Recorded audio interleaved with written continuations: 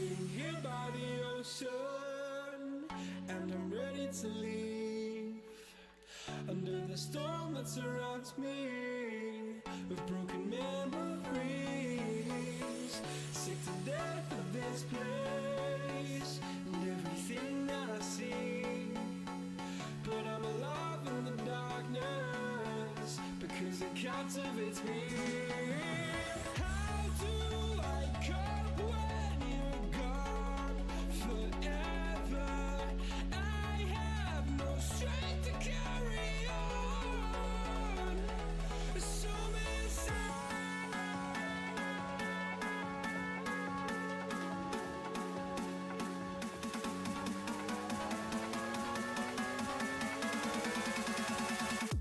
I'm ready to live.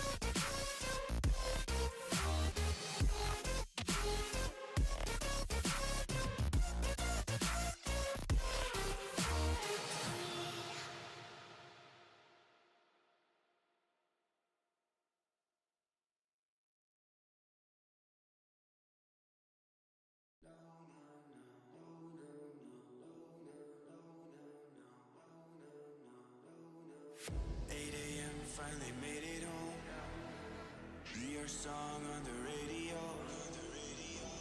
Give me the stars, give me your heart. Should've just told me no. Need my space, security.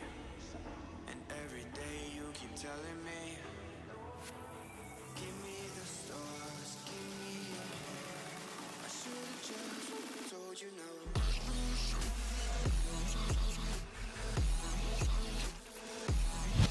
Give me the stars. I should've just told you no.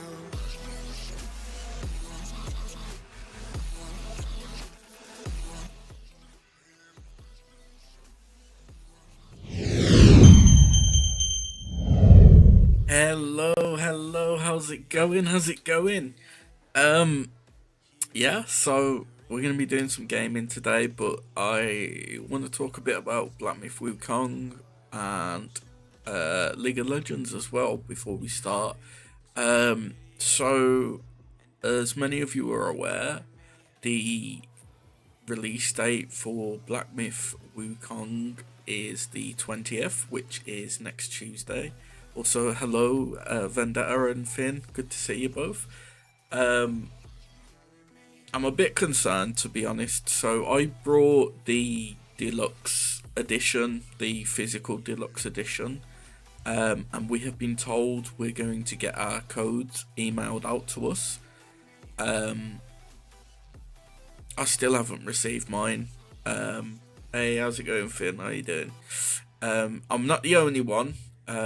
Apparently everyone else I've spoke to that has ordered either the collectors or deluxe is still waiting on their codes.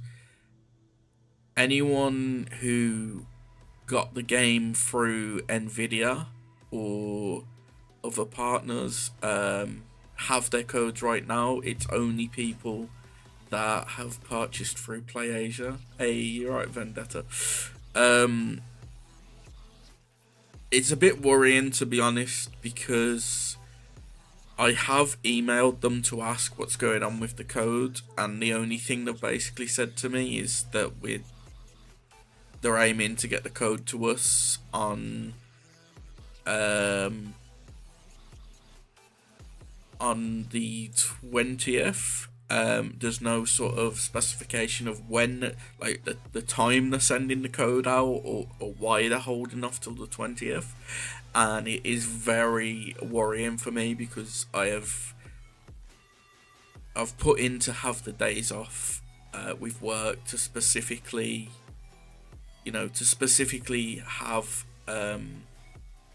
have time to like stream the game and do videos on the game, and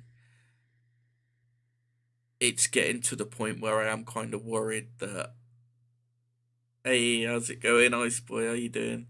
It is getting to the point where I am worried that I am not gonna get my code on time. That's fair enough. But yeah, I am kind of a bit worried that it's that I haven't received my code yet. I have emailed them to ask if they actually have the codes, and it's just a matter of they're holding off till the 20th. And if they are, could they tell me like a rough time they're planning on sending them out? Because I do think that, like,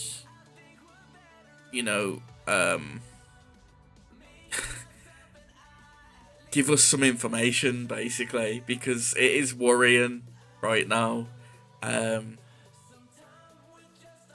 Because I don't want it to be a situation where like Tuesday comes, the game releases, and I still don't have and it gets to like basically bedtime for me and I still haven't had the code. Because even if it like comes late in the day, but that's the thing, it shouldn't even come late in the day, because the release time is 3 o'clock in the morning for me. So technically I should have my code by then.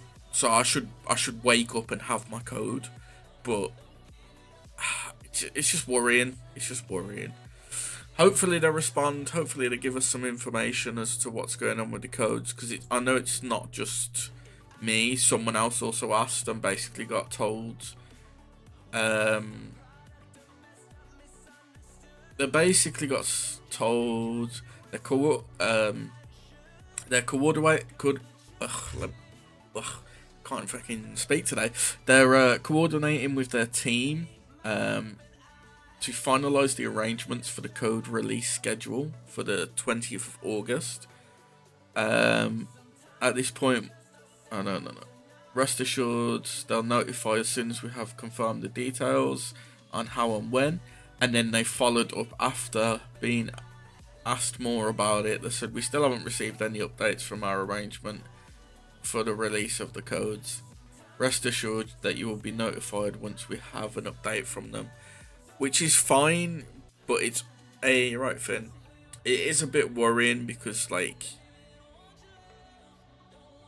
I have heard before that PlayAsia has some complications from time to time when it comes to like pre-orders and stuff, like cancelling them and whatnot. And I don't want to be in a situation where like my order gets cancelled as well. I think that would probably be the worst case, to see it get cancelled. I mean, it would be nice getting the money back, but, you know, no one really wants to try and buy something and then have it cancelled like several weeks later. But yeah, so I also did a recent video on Wukong, League of Legends Wukong. Right now, it's just released today as well. I was going to release it tomorrow, but I thought, you know what, we'll get it out on a Thursday, get some eyes on it and whatnot. So essentially, he's in a rough spot right now. I know I've said it before, but like, essentially his kit is like half of it's more of like a frontline fighter, bruiser, and then the other half is more of like a, you know, what do you call him? An assassin diver. So half of him wants to stay in the fight for a prolonged time. You're right, Finn, you're right. And then the other half of his kit wants him to basically dive in for the one shot and you know, just go in all in on someone. So it kind of contradicts itself because, like, you know, you basically have to build to one of these, and right now the only way you can really build is for the one shot, because he doesn't have enough sustain. He doesn't have enough sustain if you build Bruiser, but he also doesn't have enough damage if you build Bruiser. So you'll die before the enemy does 9 times out of 10, and he's heavily reliant on his ult in both forms. The difference is if you go Bruiser, you don't really have damage. You can't really fight someone outside of your ult, and then if you go Assassin, you basically rely on the ult to one-shot people. There's no like in between. So what I've suggested in the new video is a couple of different changes. You basically, it's more aimed at like a fighter bruiser kit than a assassin kit. I could do it, like, if people like it, then I can do a video after that's based on the assassin kit, because I have got some ideas for that to make it more of an assassin than a what's it called? Than a bruiser. But I think bruiser is the way to go. But essentially, like, most of it stays the same, like the passive. Hey, you're right. How you doing? So like the passive would stay the same, the Q would stay the same. The W I'd change slightly, but like that's like you're basically removing part of the W. Honestly, I don't think the part that I was thinking of removing is that good right now. The recent buffs to Wu, yeah, they don't really do much, to be honest. It's it's a very placebo buff. Essentially, his armor's fine as is. Essentially, all the armor is for. So I watched Freak's video about it, and he basically said, right now, Wukong's passive, the armor scaling from 1 to 18, when you like for the passive, is it's not balanced. So the scaling is stronger late game than it is early game. So all is essentially done by giving it +1 armor at every level. Is he's made it so it scales the scaling is the same value from level 1 to 18, but it's 6 armor, which isn't going to do much for you. It's going to be good early. It'll be better early in top lane, and I mean jungle as well, I suppose, because you'll take less damage. Like, it will be slightly better in early game, but it's not enough to make a difference. And as you said, the E, it's literally just a revert from 2 years ago. A revert of the attack speed. They've said as well in Freak's video that he's planning on doing more work on it in the future for this season. But you know, we gotta be careful taking what they say as facts, because you know it's not the first time they've said they'll do something and then they change their mind. So I just wanted to go over a bit that I actually have in the video. So I'm just gonna switch scenes quickly and we'll just give it a little watch. So just bear with me. Let me get in the corner. I'm afraid they overbuff him to the point. But the thing is, like, he's got to be buffed, right? Because his damage is too low for you to go bruiser, and they want him to be a bruiser. The problem you've got right now is you have to build assassin for it to actually make a difference. And it's just not, like, realistically you should be building stuff like Stride Breaker into like Sterax, into Black Cleaver. Like, I think Black Cleaver's always going to be a good item on him, regardless of whether you go Bruiser or Assassin, because of its synergy with his not his passive, with his R. Like, you're always able to, like, jump in right now with your R and fully shred everyone's armor with one charge of your ult, or both charges if you need to. Which is a very solid thing. But he needs, like, the problem is he needs significant buffs. But then he needs to be adjusted elsewhere. Like, for me, you can play around him having 1 damage scaling skill being the Q, but you really need to buff the value you get from the W and reduce the cooldown. Like, right now the W is, you're heavily reliant on W and R, and that's why before I suggested about the reset on the R, not the R, on the W, because, like, whenever Wukong uses W, he never gets the full value of a W. It's not like with Aurora where, like, you know, it's designed to be an engage or disengage, or like a reposition. You're always going to get the full value of a stealth. You're always going to get the full value of a what's it called, a dash. You know, you're always going to get full value of a move speed. Whereas Wukong, you're never going to get the full value of an engage. You're never going to get the full value of a disengage. You never get the full value of a stealth, and you never get the full value of the clone. And it's always like, when you use W, it's 1 or 2 of those things. Let me just open up YouTube. Yeah, so I did a video that's just dropped tonight.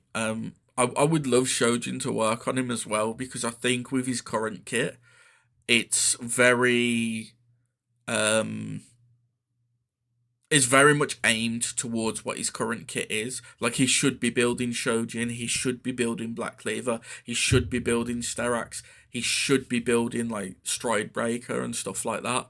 But because of how his kit is, because the thing is, like, when Freak talked about the buffs in his recent video, he was saying that Wukong actually has the, I think it was the lowest or one of the lowest HP and HP scalings for a bruiser. So I think they're going to give us more HP in the future, along with better HP scaling, because I remember when we had the reworks, before we got the official, like, before we finished with like the rework we've got now, the second version, you got a shield whenever you went into a bush or stealthed.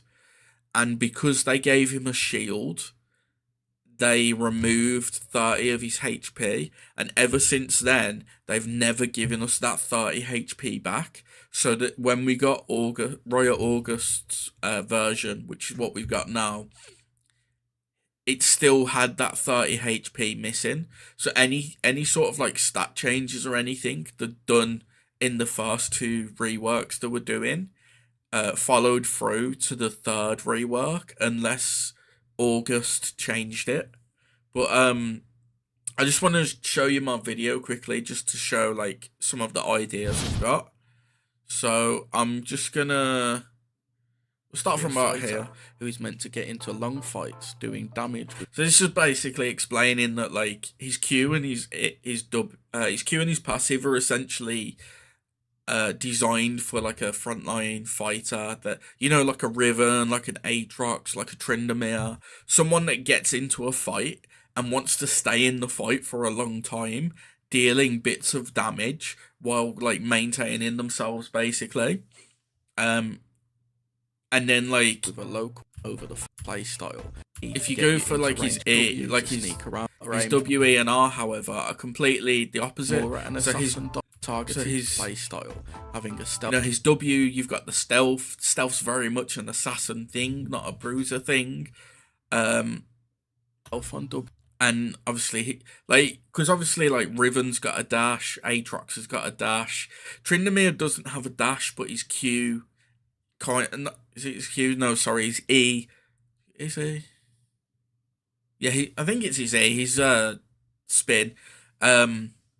That obviously like takes him the same distance and can go over short walls. Obviously the E, you've got a targeted dash. It's a very assassin thing. And then the R, you know, it does decent damage for the duration, and it also applies 2 knockups to give you that opportunity to burst someone down before they can even react to you being on top of them. Applying it's not a good way. So essentially, like, what my ideas are is the passive. I'm pretty happy with the passive as a fighter. Like, for him to get into a fight, have stacking armor from the passive, have regen. Like, the only change I'd probably look to make is reverting this, because this was like what made, like, the regen's just not valuable as it is.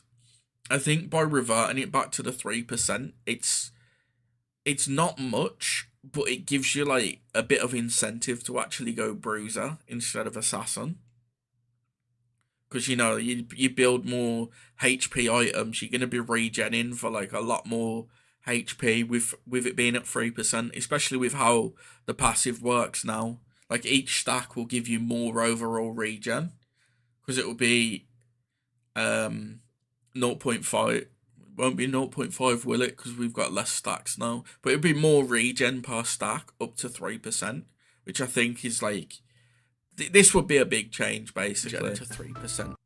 And so it's all and a Q. As for his Q, like, I'm pretty happy with the Q for like a fighter, like a frontline fighter that just like focuses on being in the fight.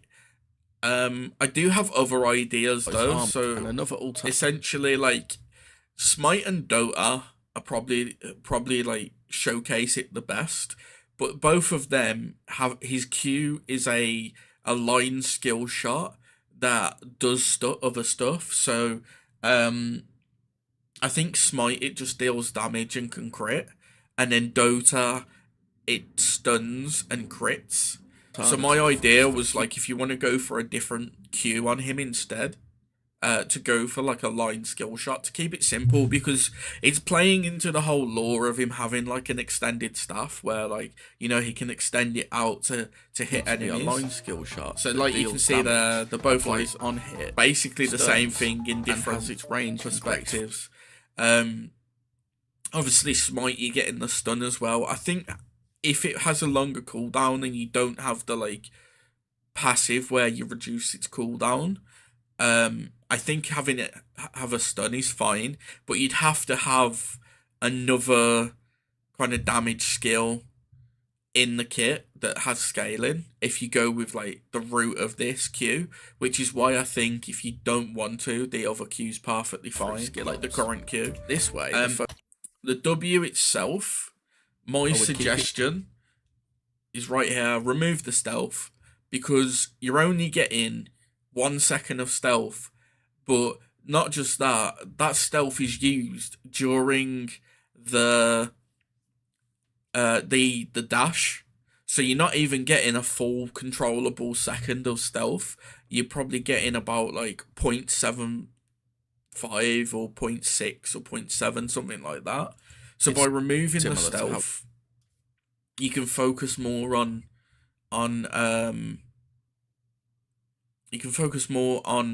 the dash and the clone being the main bit of it.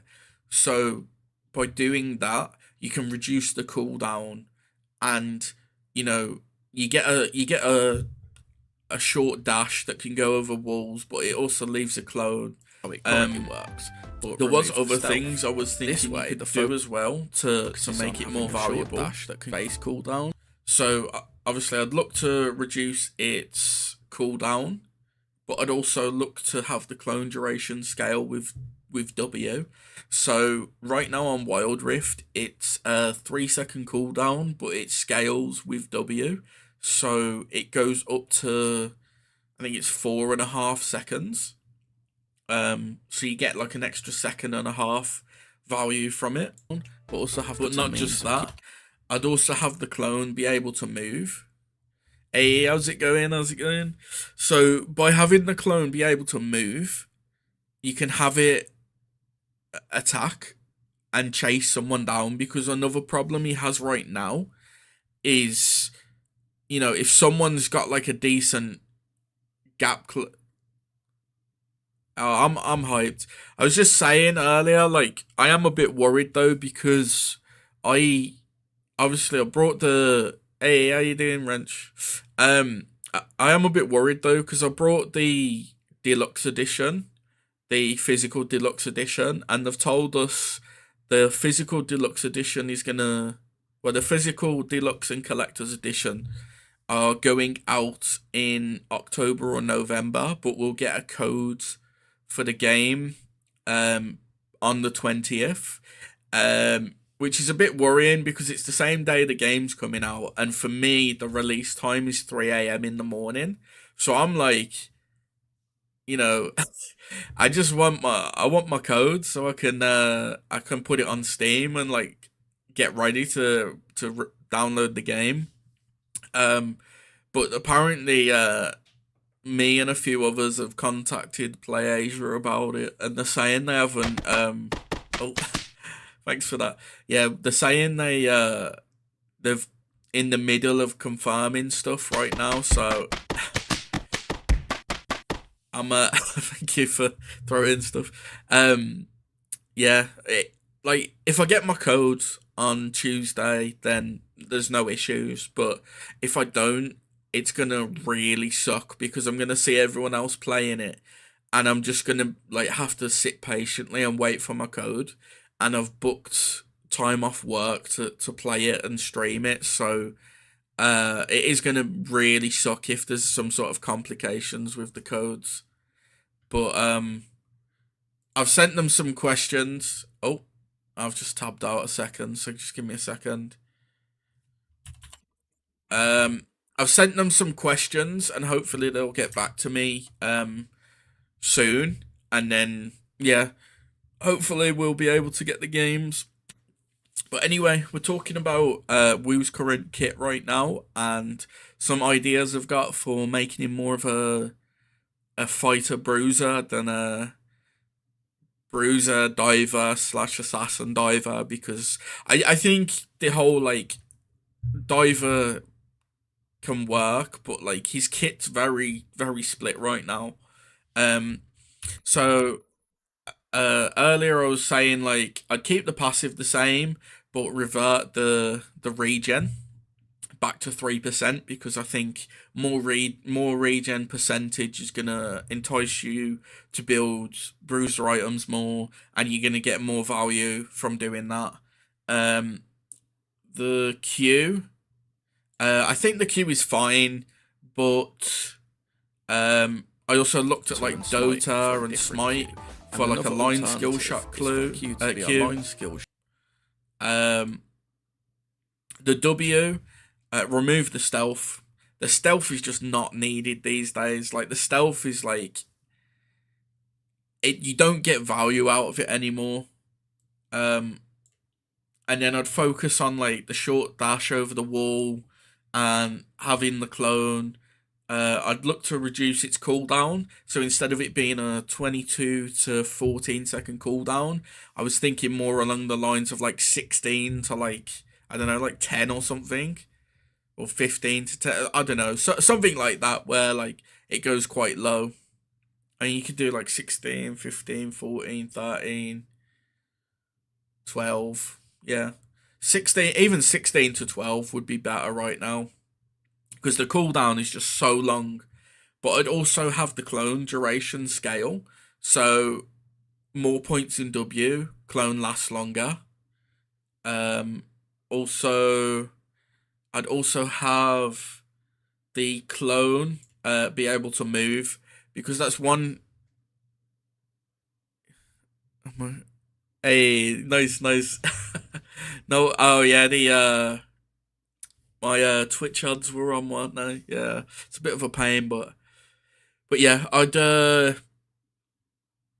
basically have the clone be able to move, because I think that's such a big issue right now, because you're so reliant on the clone for stuff, but the clone can't move. I think by having it be focused on like auto attacking and stuff, like if you use R, I think it should just stay in the spot. But if you're like auto attacking and using Q, it should be able to move to like chase enemies and stuff. Because like if an enemy's got a blink or a flash or something, they can just move away from it. Hey, thank you for the follow. I appreciate it. Like if they haven't got like a if they haven't got like a blink or a flash, you get like the full value of the clone. But if they've got something like that, you just like you've wasted like a 22-second cooldown. Um, the other idea I had is keeping, so basically the same, but you keep the stealth for the duration of the dash. So when you go to dash, you go invisible and then reappear with the clone to confuse the enemy, because the enemy's not really gonna know which one's you and which one's the clone.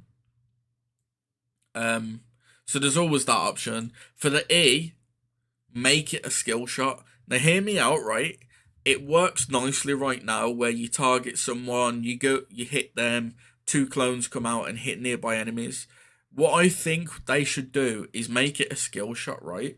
Where you essentially, so I got this idea in my head, right? Wu charges on his Nimbus, right? When he hits an enemy, he jumps down off his Nimbus, and as he does like a spin attack with his staff, to hit everyone in an AoE around him, and by doing that, he deals damage and applies a slow. And then that would keep in line with like it being a dash that also does AoE, but it's also giving you some CC early, like extra CC in your kit. because I think that would be fine, and you could even have the dash go over walls, so you could literally like use your Nimbus to get over walls if they wanted to go that route. I don't know if they would, but it would be a nice idea. The other version I had in mind for the E comes from Smite. So I'll basically show it. So instead of the Nimbus charging you forward, we're gonna get there in a second, Vendetta. So instead of the Nimbus charging you forward, you just have like a simple like he sweeps the staff around in a circle and hits enemies, kind of like Smite in the Nimbus. So you just hit them and then maybe apply some CC or something. Now, it's funny you said that, Vendetta. So when it comes to the ult, right, remove it. The ult has been in the game for too long. It is so fucking toxic. It is toxic. It is holding his kit back. And, like, there's no sort of counterplay to it. It's a double knock-up that can hit multiple people, right? So what I am suggesting...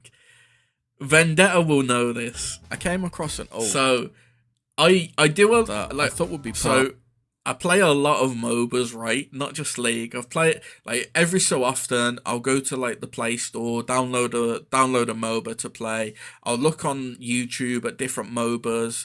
I've played random ones on PC, random ones on mobile. I'm always down to like try different ones out to get better ideas of stuff. Or just like look at them. So I was looking at like Wukong in different MOBAs, right? Perfect, which would be a mix. And this ult, I am telling you, would be the perfect replacement for the current ult.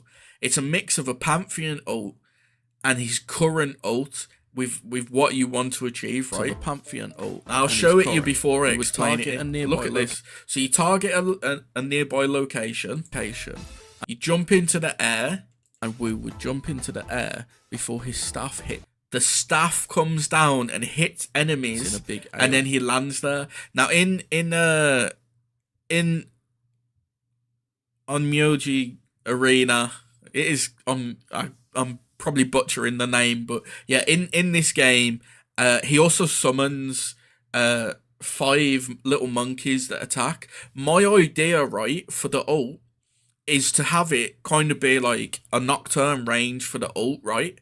A Nocturne level 1R, so you've got some distance you can target with it, but it's not like a massive distance.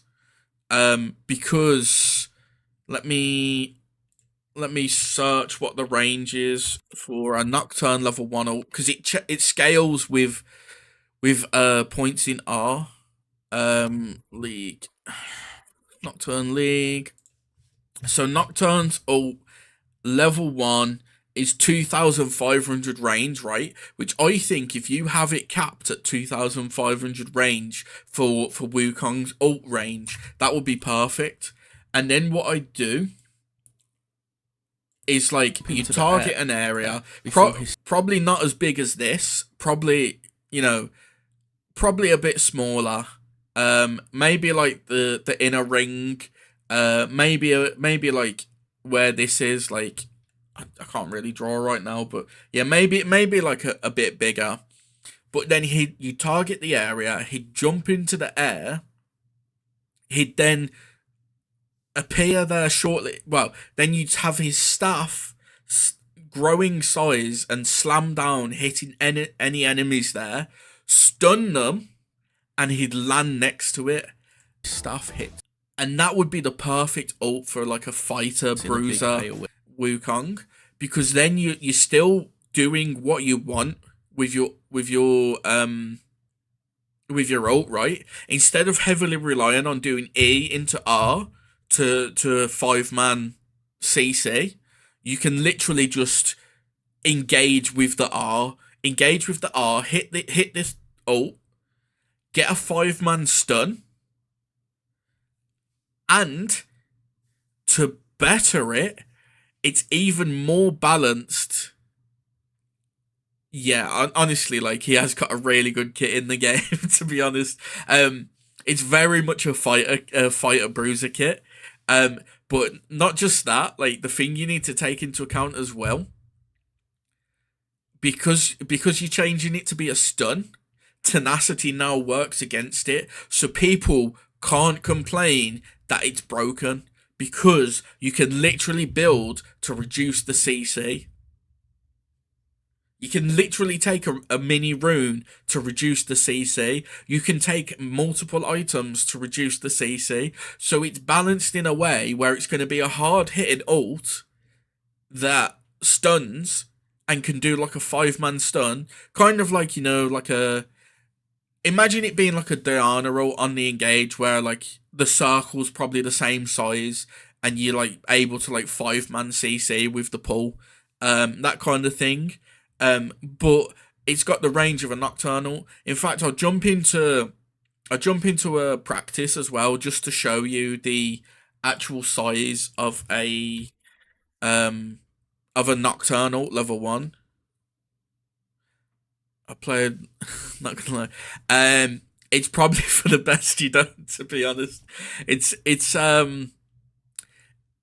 if you like jumping on the latest champion that's like overpowered, then like, yeah, it's not bad. I've played it since like end of season 1, and yeah, I'm kind of like trying to like transition over to like not playing ranked anymore because it's ranked is like so try-hardy and unfun. And people are very bad and very toxic in it. So right, let me jump in. Let me pick Nocturne, isn't it? Right, I'll quickly pick Nocturne just to show you the range of a level 1 ult. Beginning of COVID. Was that 2-3 years ago, something like that? So not too long ago. Yeah, the thing for me is like I miss a lot of the older seasons because I feel they have overcomplicated jungle for like no reason. Let me just get level 6. So let me switch scenes quickly. And of course I haven't got League captured, so give me a second. No, it should be. Okay, so there we are. So right now, if you look at the range of Nocturne's ult, I'm in the way, aren't I? 30 seconds until minions spawn. So it's essentially that. Let me just auto refresh cooldowns and teleport to cursor. So if I go in the Drake pit, which is the easiest location, you can kind of see like the distance I'm talking for like what I think the ult range should be. You can kind of let me move myself actually, so you can look at the there we are. Put myself the other side for now. So if you look at like the map, that's the range I'm talking for the ult. Essentially from the middle of Drake pit to where red is. So like you could ult and then you can like click over here. It's literally like, if you're in lane, it's basically like from one end of the lane to the other. Like, let me see. Why am I moving about when I can just teleport? So yeah, it's literally like basically covers the lane, which I think would be a perfect range for the ult, right? So let's switch back. So this right here would it'd be so perfect. Cause then like the other thing I'd probably do to make him better. Where is it? Okay, this right here. His stats right now, his base stats suck. Magic resist, I think, needs to be at least 32. I'm perfectly fine with his armor being 31 because it's 31 plus 6. Because you get 6 armor from your passive. So he's actually got 37 armor at level 1. But I'd revert the nerf that did to his magic resist ages ago. I think 32's a decent amount and more in line with other bruisers.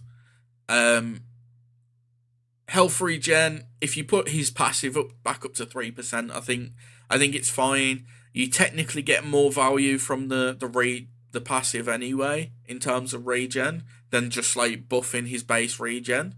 Like if he was I think he used to be at 7 per 5. The passive right now is better with the 3.5 and the passive than having 7. The health needs a buff. He needs to be about 640, maybe even 650. Give us at least our 30 HP back, if not another 10, to put him at a nice 650. And then the scaling. Base HP. He's scaling. He's a bruiser, right? He needs to be hitting.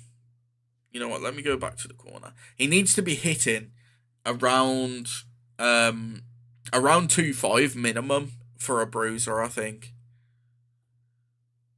Hey, you're right, Finn.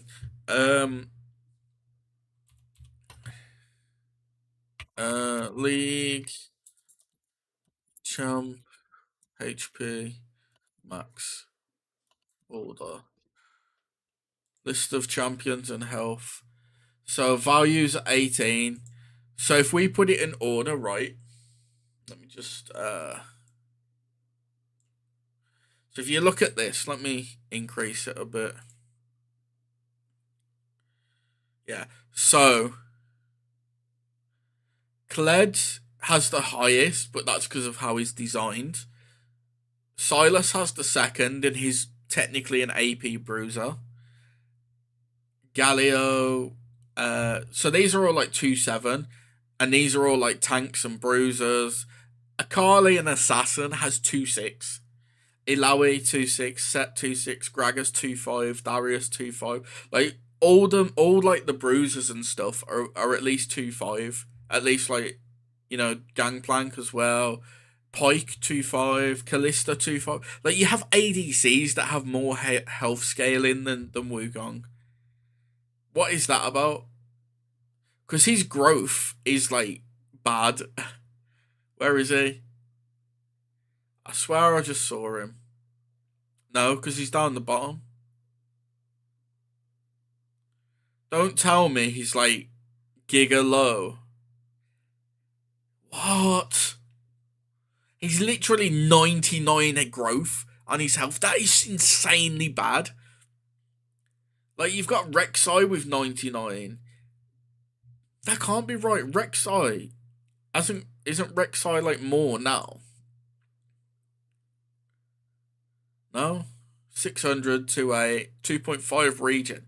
Why have they given Rek'Sai 2.5 regen? But like 36 armor, 32. See, this is what I mean. 36 armor, 32 magic resist. I think if you revert the nerf to his magic resist to make him 32, that's fine. That'll put him more in line with other champions. Because if you look right now, he's got 28 to 62. Rek'Sai's got 32 to 66. That like extra revert would be perfect. The armor's fine, like I said, because he's got like 6. So he's got 37 armor. Yeah, 37 armor. Level 1. And then it scales better up to max, which is level 18. I'd revert the regen, obviously. It's because of a new passive. What is a new passive? I haven't played Rek'Sai in a while, to be fair. Generates Fury. Heal. What's her new passive?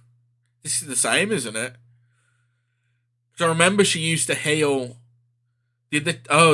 Okay, no, she did heal based off of Fury, but it wasn't much. I think they must have upped it, yeah, because 10 to 20% max HP at 100 Fury is a lot, man. Yeah, that's actually, yeah. and she'll stop at full health. So she used to just, yeah, it makes sense because she used to heal, but like you could have full rage bar and you'd probably heal about like you'd heal fuck all basically. Push, yeah. That's what they need to do with Wu because like his passive, like I said, it's designed for a bruiser, a fighter that wants to get in. Because a diver, like he's down as a fighter, his legacy, like he used to be a fighter back in the day, and now he's a diver. And I don't think he should be a diver. Because you're saying like a diver, fighters. I mean, he's still classed as a fighter, but you got like juggernauts, and you've got divers. I personally think if you've got to stick with one of these, you go here. But no, like what's Riven classed as then? Because like they're on about making him more like Riven and Aatrox and stuff. Like what is Aatrox classed as? Oh, I just saw Riven as well. Let me see what Riven and Aatrox are classed as. Because that's what they were saying, like, they might try to push Wukong to be more, like, skirmisher. Juggernaut. Yeah, oh, yeah. So, more like a Juggernaut or like a...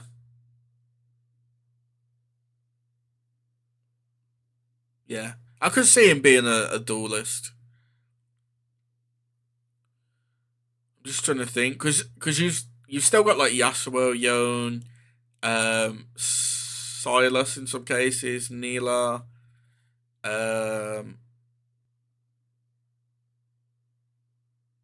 Lilia. Yeah, there's still some that have like AoE ults and stuff, so you could still get away with it. And it would kind of damage, hard to disengage, survivability, target selection, beam focus, range, crowd control, yeah. Because Slayers are basically just assassins, aren't they? But like, yeah. I'd like that, yeah. I think making him either a skirmisher or a juggernaut is the way to go though. Because if you go juggernaut, he's going to be quite tanky. But I don't know. I don't know if it works because he's still going to be quite mobile compared to other ones. Like the only one I can see there that like Udi is a bit of a tricky one because he's kind of got a unique playstyle. But like Aatrox and Shyvana are pretty much the only two that have like dashes, so to speak. Like Shyvana's got her R and Aatrox has his W. Good dice both. Yeah. He definitely needs HP and HP scaling though. That's the main thing. But I think you can make him like a skirmisher. Because like Fiora, Jax, even Yasuo and Yone and Riven. Like stuff like this. Like yeah. Because you make him like a skirmisher that's designed to fight ADs, right? Because that's how his kit is designed anyway. He's designed to be like better into AD comps than AP, which is why he's got the low MR and the better armor because of his passive.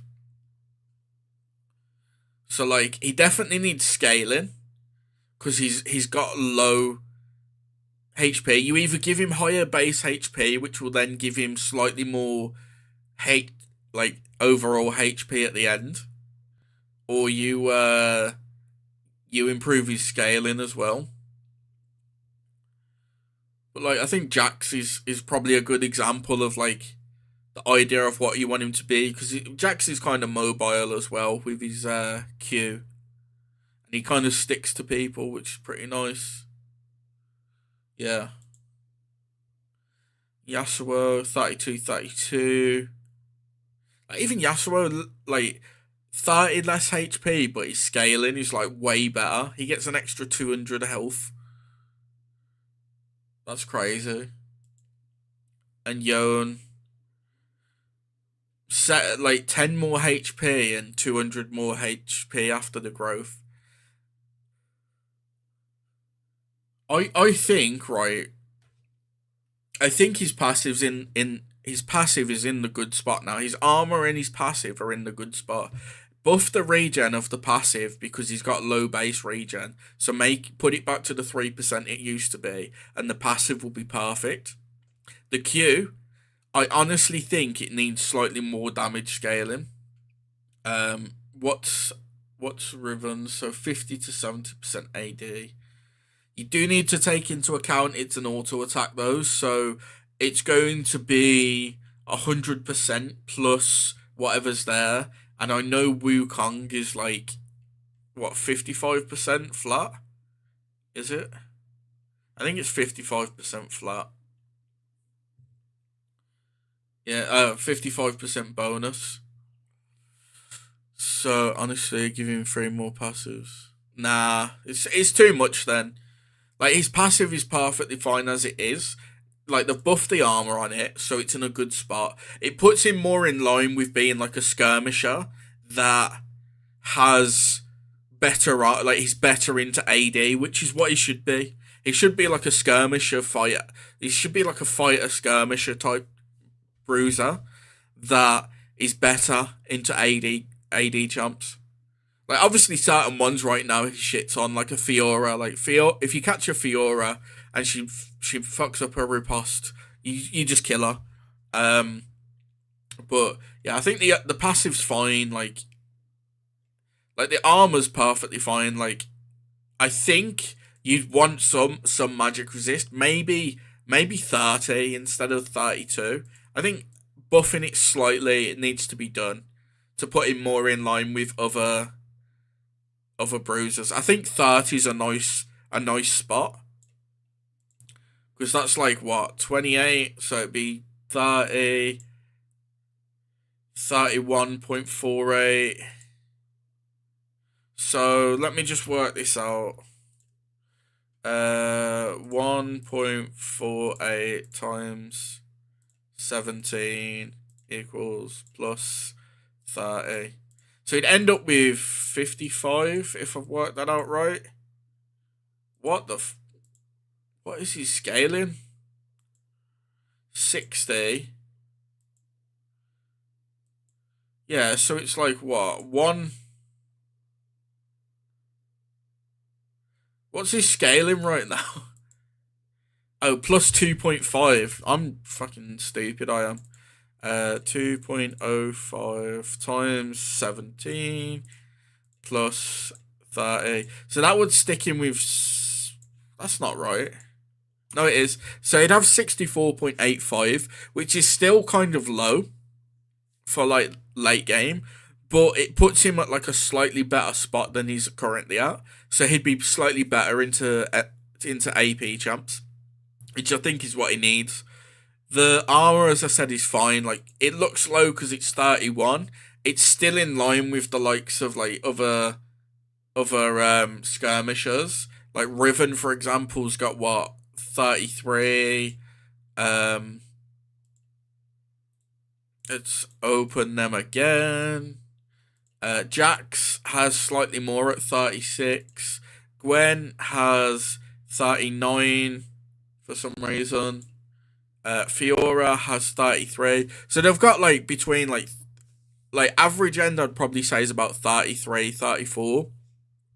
I mean, I can check them all, to be honest. But I wouldn't really class Cassandra as a skirmisher because he's a tank. Tryndamere, what's Tryndamere got? 33. Have they all got 30? Have all of, like, the standard... What's he got? Okay, that just shows that. Let's see Viego as well.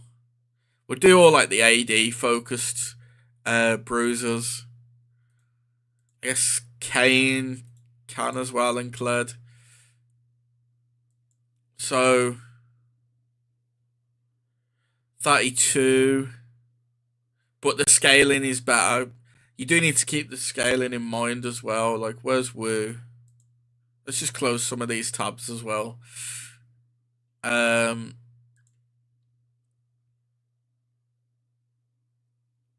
What's Yasuo? 0.46, 0.47. Yeah. So Yasuo's 32.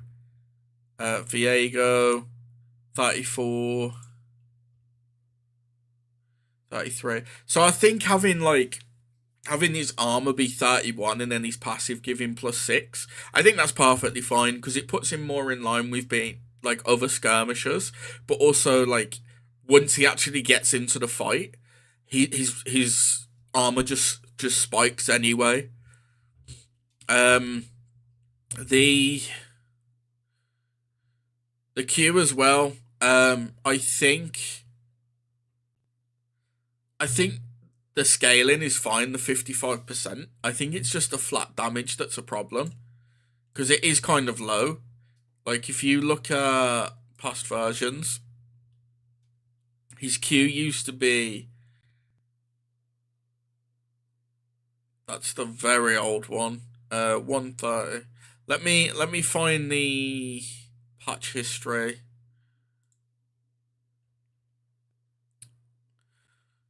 Let me go back before they started nerfing it.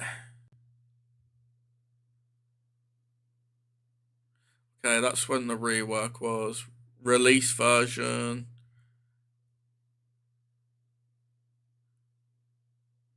Yeah. I think if it was like this, I think that would be better. 30 to 150. Because what's it at now?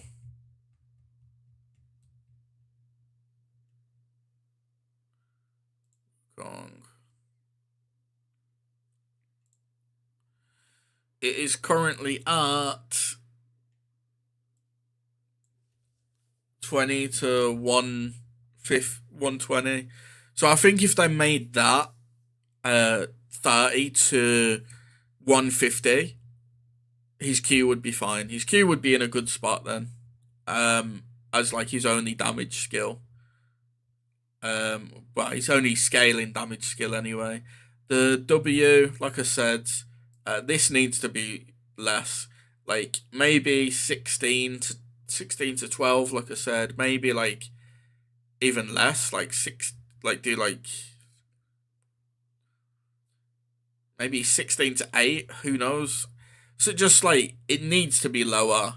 Like remove the invisibility. We don't need this anymore. It's not like most of the time when you're using your W, you're not doing it for the invis. The dash is fine. Leaving the clone is fine. Just focus on the clone and the dash basically. That's all you need to do. You can even reduce this if you want to compensate, like make it 30 to 50, so you lose 5%, but then have the clone be able to move and have like scaling duration, like 3 to 5 seconds, so like 3.5, 4.5, 5. Because if you go in and test the clone, it does like 3 autos. 4 autos with a Q, 1 auto with an R, and with E, you're looking about 4 to 6 with Q, with like 2 Qs if you can do it fast enough. And that's without building like attack speed. With a Trinity Force and E, you'd probably be doing a bit more. Realistically, he would go back to building Trinity Force as well if you went Bruiser. But it's also a very bad item right now. So it'd be like Stride Breaker or Ravenous, I guess, into Trinity Force, something like that. E, skill shot, that does an AoE when it hits, applies a slow, deals some physical damage. Fuck this magical damage. It doesn't benefit him. It's not useful in the kit. You can remove this as well. Honestly, I don't think you need the attack speed buff. If you remove the attack speed buff, make this a skill shot dash that deals physical damage, and does damage in an AoE around him when he hits, and applies a slow. I think that would be a lot more valuable than the attack speed, because yeah, I just don't rate the attack speeds. Obviously, you use it, but there's better things. I'd rather have some form of CC in the kit that's not stuck in the R. And then, like I said, with the R,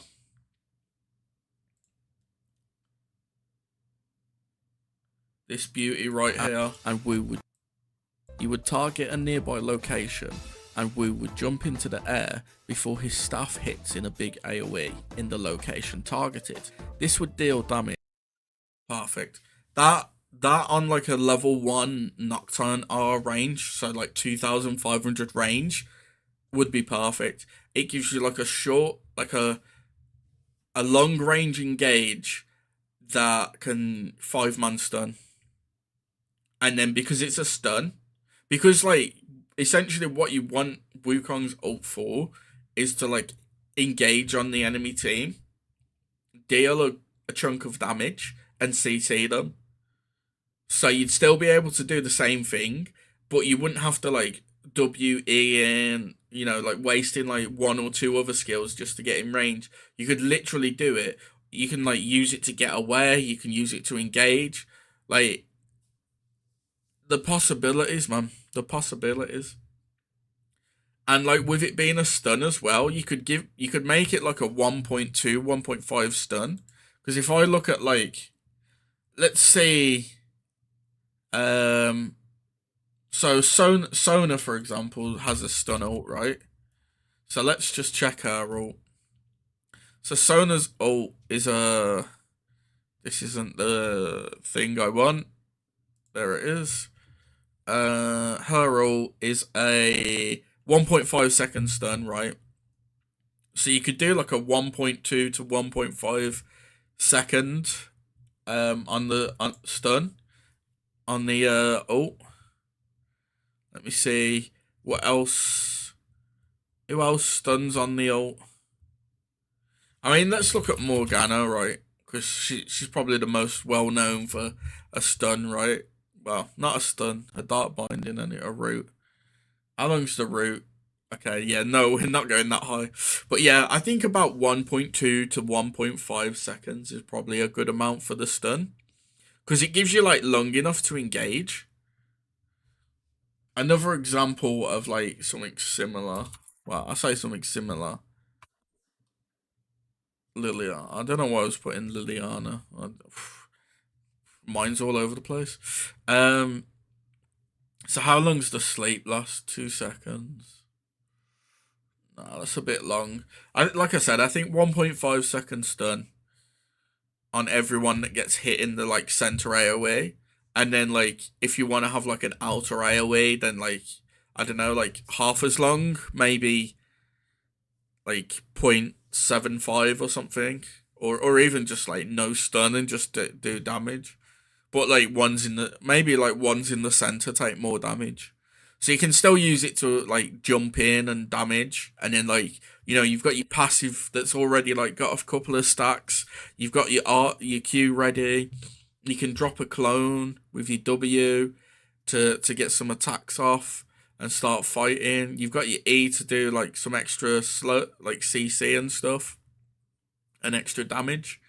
I think he could be quite essentially a mobile skirmisher, where he's got the short range wall hop dash on the W, where he can summon a clone, and the clone will also attack enemies and chase them down. The E would be a skill shot dash that, I mean, if I really want to be generous, can go over walls because that would be great to have another dash that can go over. I mean, his current E can go over walls if there's an enemy and you've got vision and you target them.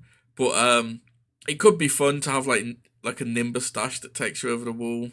Because I think I'm thinking more along the lines of like the VQ dash, right?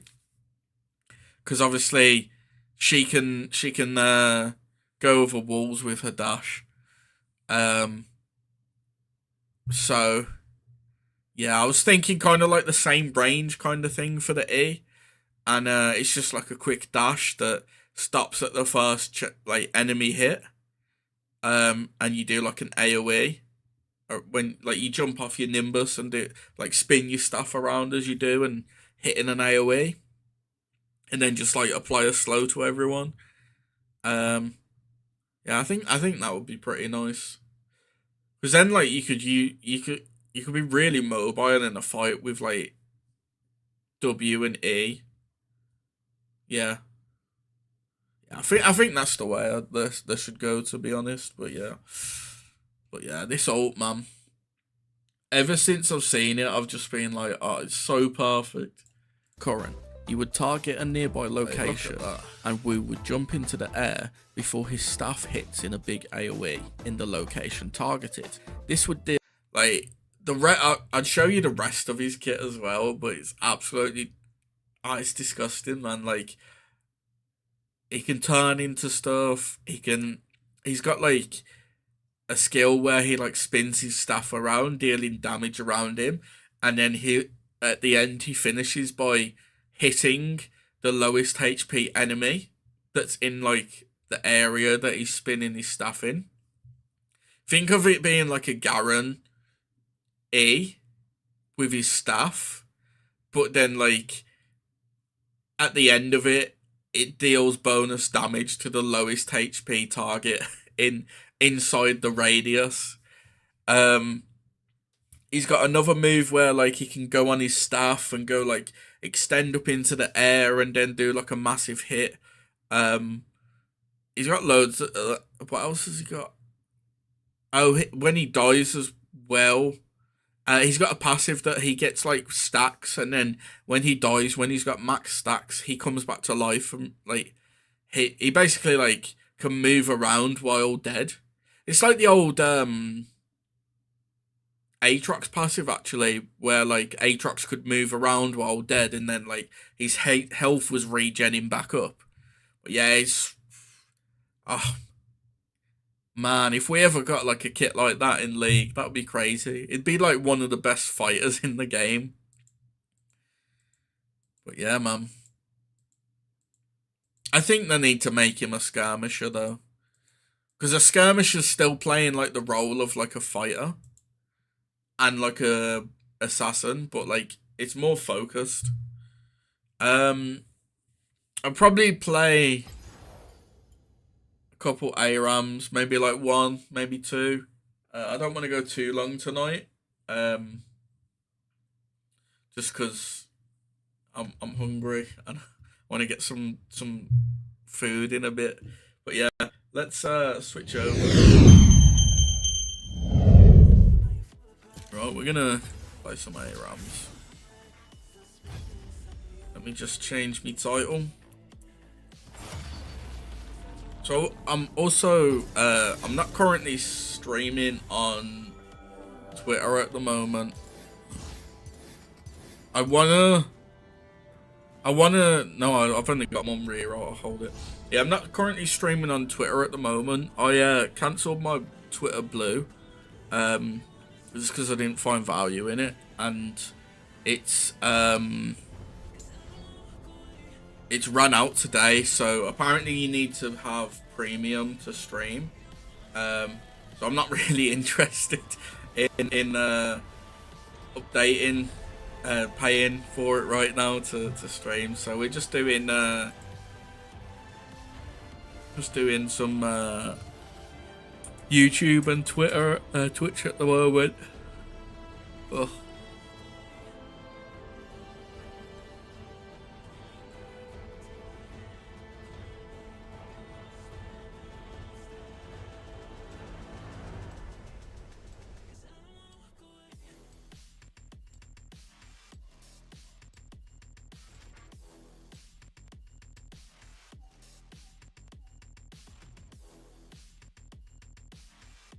Right. Let's play some bard. But yeah, I am kind of a bit worried about my Black Myth code at the moment because like I said, it's literally like 5 days. I keep feeling like it's Friday, but it's Friday tomorrow, isn't it? It's like literally 5 days until the game's out, and I still haven't had my code. Do I go AD Bard? Fuck it, why not? We're going AD.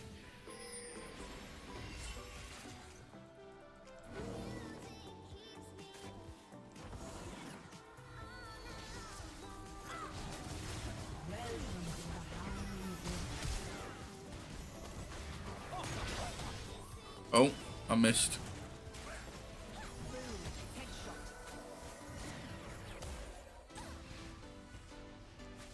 Minions have spawned.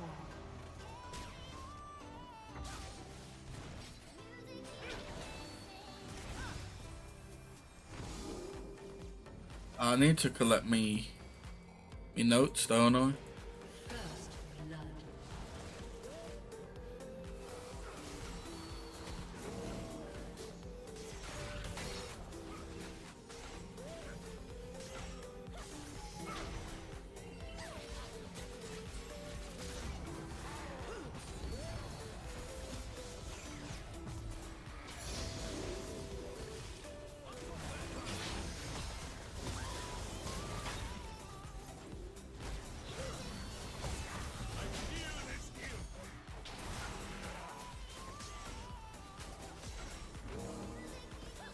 And I'm struggling.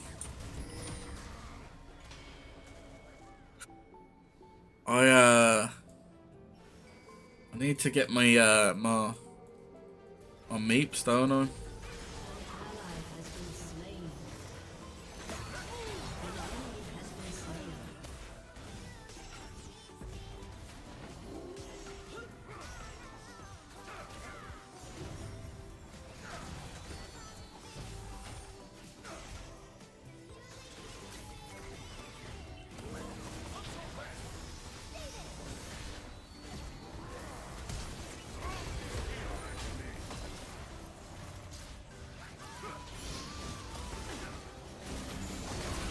Oh, I'm just messed up. Okay, I don't know why it's telling me Kraken Slayer's not friggin' what's it called anymore, is it? Okay. I'm just gonna wait for pickaxe. We'll make AD Bard work, man. We got it. Right, there we are. Let's go.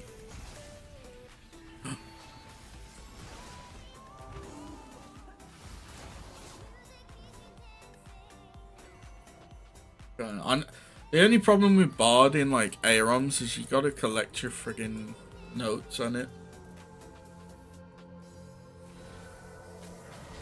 An ally has been slain.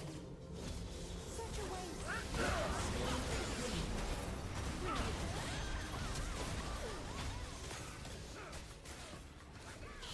down. Enemy killing spree. An enemy has been slain. Target marked.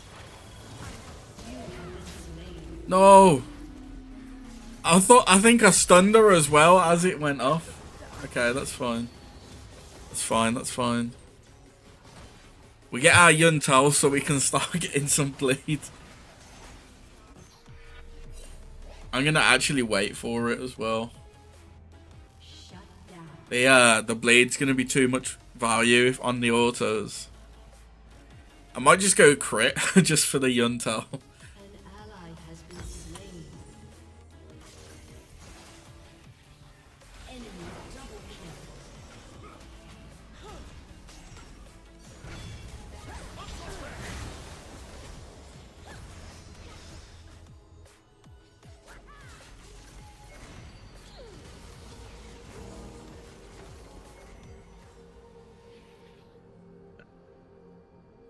Okay. My notes are like opposite, man.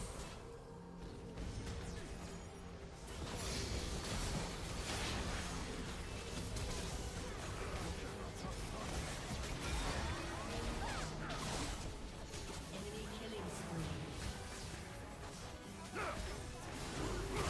An ally has been slain. Enemy double kill. Enemy rampage. Can't do it, man. I haven't got the damage right now. I need I need more crit. I'm feeling crit. Where are you? Infinity. Oh my god, Infinity Edge is so expensive. Double kill. It's so crucial though. Okay, let me get boots and that for now.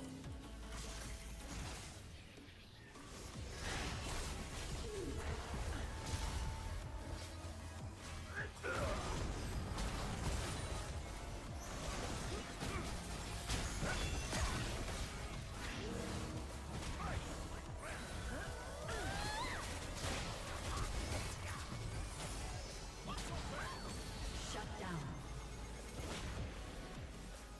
I need to collect these, man.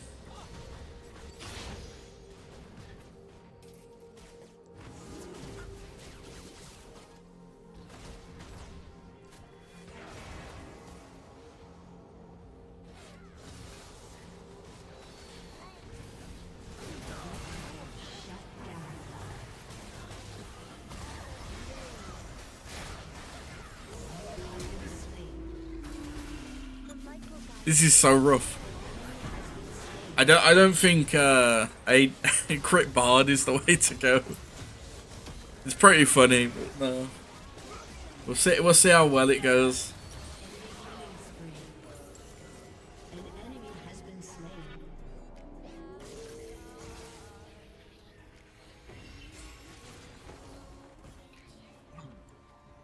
Oh, 2. An ally has Have I got another meep yet? An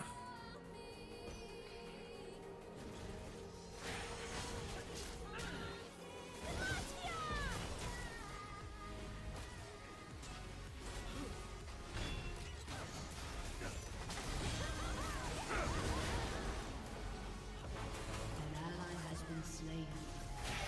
Killing spree. Shut down. An enemy has been slain. Enemy killing spree.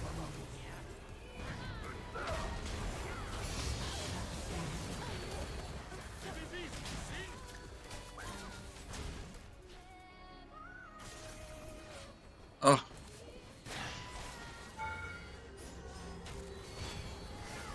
I need my things, man. They're so crucial to me. I need to get the meeps, man.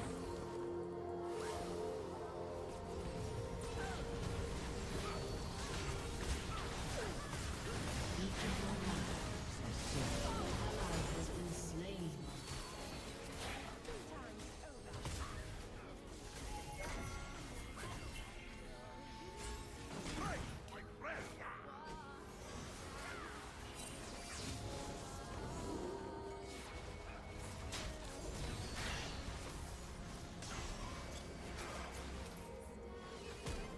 Okay.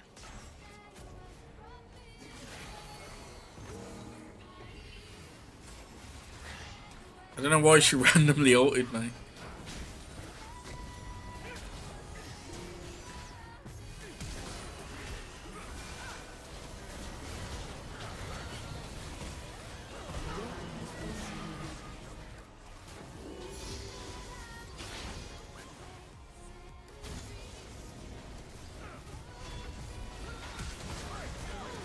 has been slain.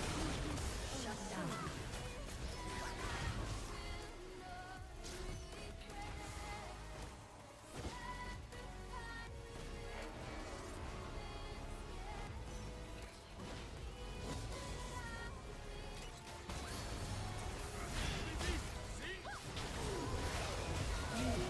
Oh, I tried to cover myself with the thing.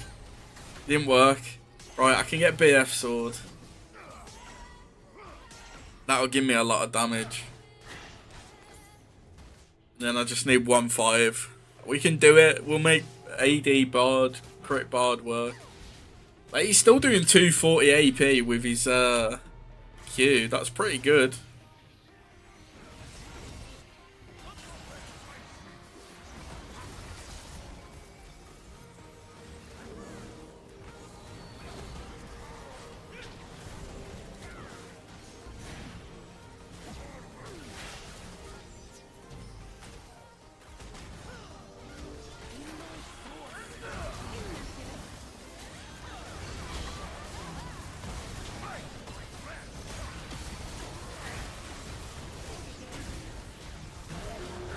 Oh, I couldn't Q.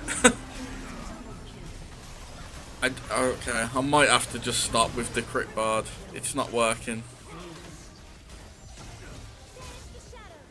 I could go AP, but like, I don't know. I'm not really hitting that much, am I? The dude, I don't know if the meeps will apply. I'll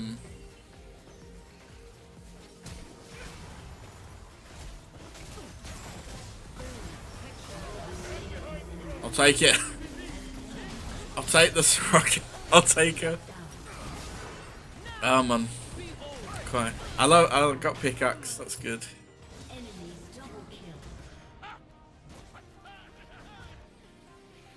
Wait, we got Udyr. And he's going 8. Oh no, he's got Leandros. So he's going Phoenix, at least. So there's that.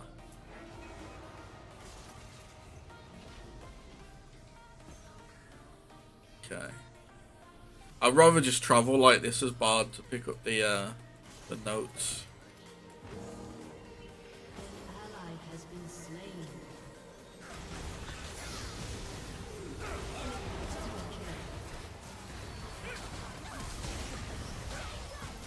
Oh my god, the Sisu. Okay, yeah, Bard AD crit is not the way to play. And they're really tryharding as well, aren't they? Like, dive in. Everything. Okay. Chill. Really, like, want to win, don't they? Oh, man. I could get Navori. That would give me, like, resets on my abilities.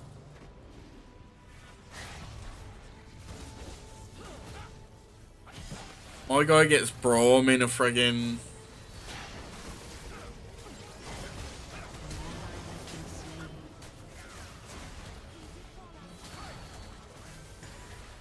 like, they've got like such an impressive team and they're just like trying to gloat about it.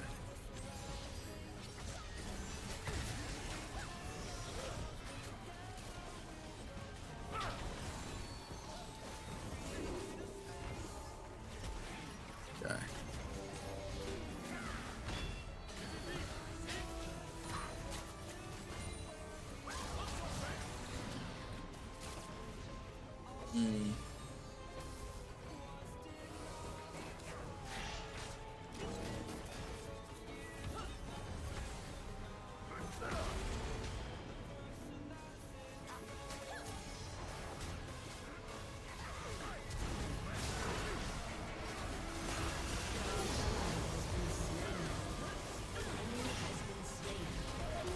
Oh my god, man.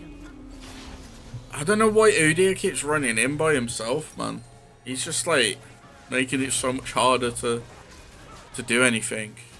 The thing is, if I get Navori, it's 25% crit, but it's not any damage.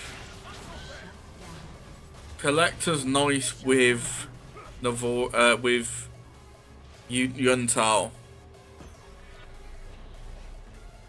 Find her.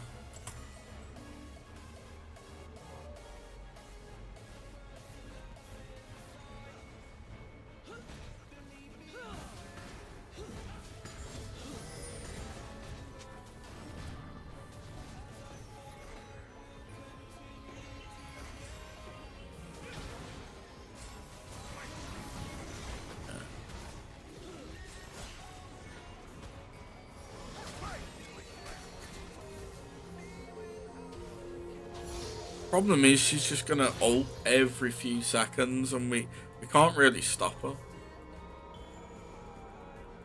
Because she's kind of, Lux is kind of at the point now where she's got like the damage.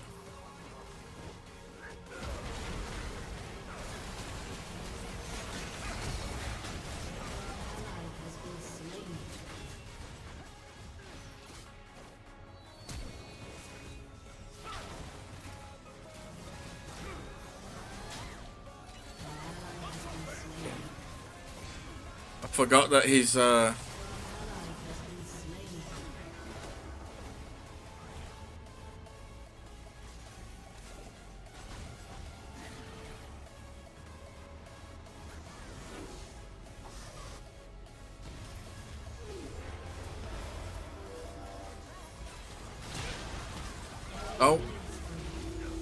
I was trying to protect the towers. Okay. Put Braum in it.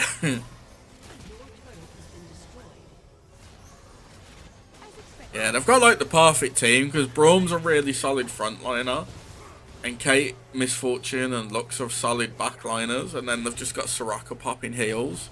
We've got like me, that's like building completely wrong, but I'm more focused on like, I don't know, like he's gone Fimbulwinter. Has he gone Fimbulwinter first? That's the thing I don't get, is we've got like a Udyr. I understand the Leandras because they always build Leandras. But like, look at that damage as well, man.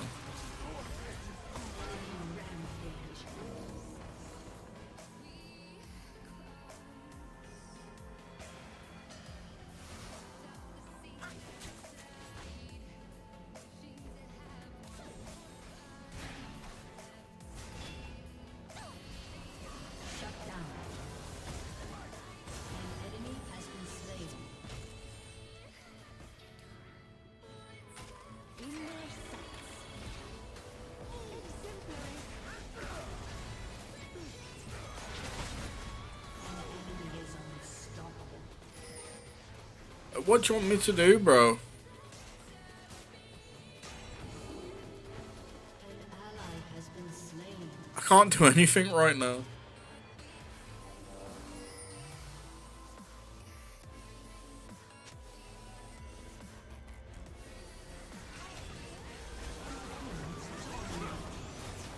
Oh, I couldn't get in.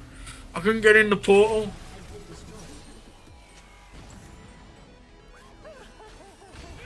Like, ability power doesn't matter when like our tanks are like, our front line just isn't tanky enough. Like, she's built 3 armor items when the most, like, you've got like a Lux that's CCing you. Braum, I think, does AP damage as well.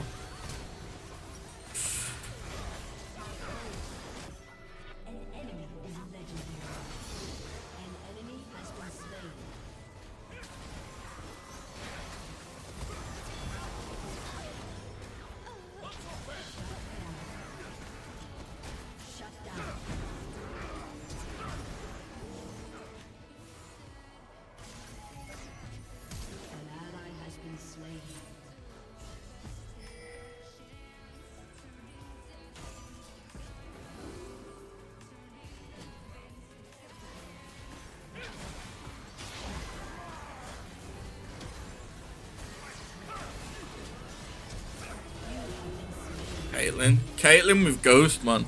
She just fucking pelts me with damage. Yeah, we ain't winning this. We've took like 0 towers. I mean, I'm building completely wrong as well. So there is that, but yeah. Ally has been slain.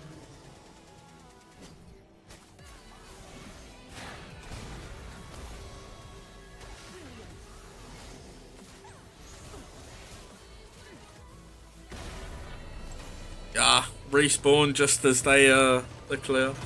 Yeah, I'm hoping so the new video, I'm hoping the Wu means appreciate it more. Oh, here we go. Downvote straight away.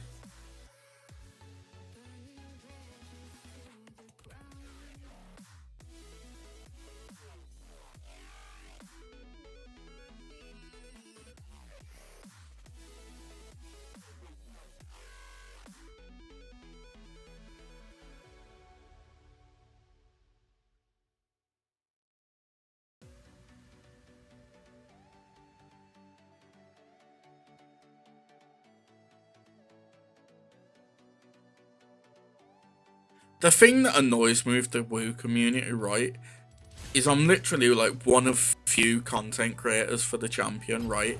And whenever I post to the Reddit, it's instantly downvoted.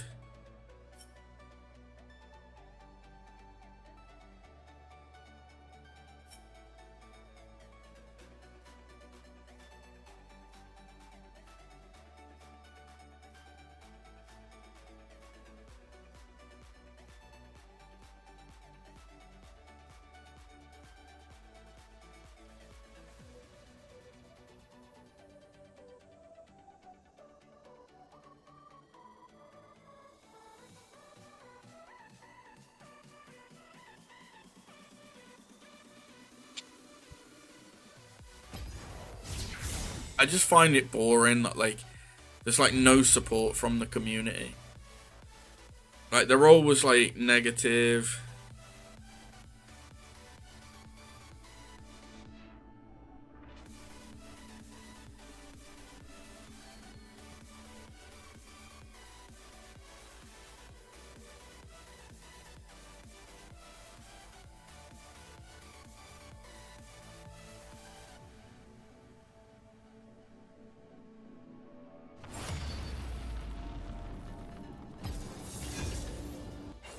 My blade is yours.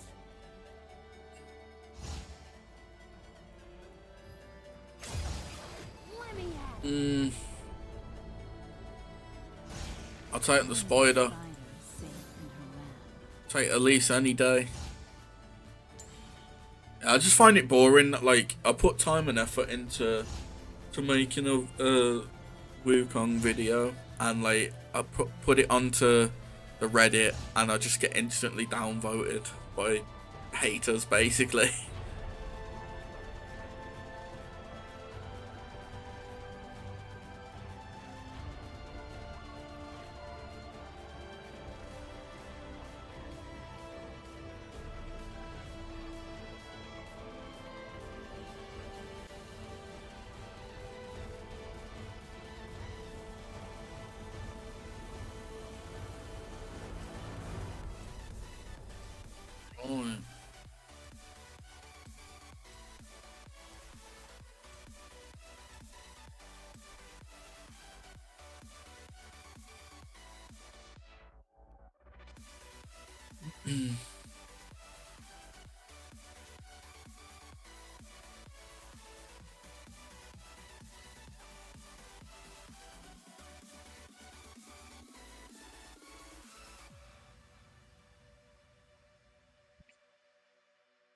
I'm tempted to send my latest video to Riot as well with like some more kind of like in-depth ideas for like the stats and scaling and whatnot, and just hopefully they'll take like some of it on board to like when they consider like changing Wu, because I do think he needs to be like a skirmisher, fighter, bruiser instead of like a diver.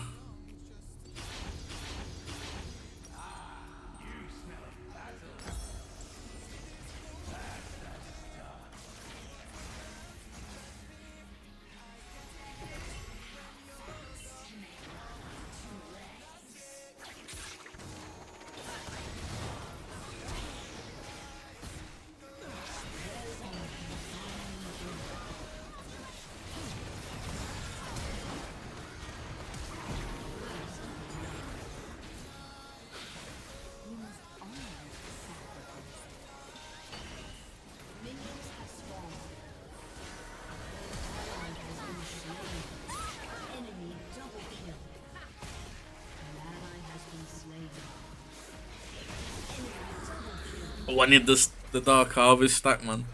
I saw it, I couldn't resist. I just think I'm still gonna post more videos to like the Woo Reddit and stuff, because I have got people on there that genuinely enjoy my videos and my suggestions and whatnot. But it does feel like there's a lot in the community that just hate for the sake of hating. It's just so boring. Like the people that like never make their own suggestions either.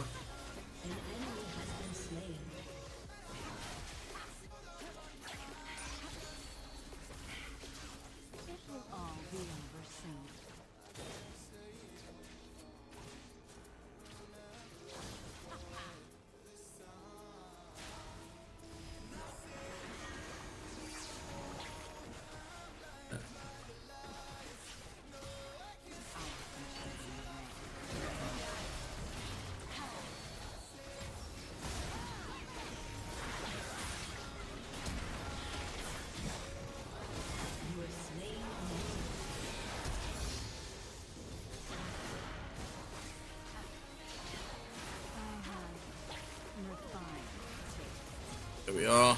Eat my spider web.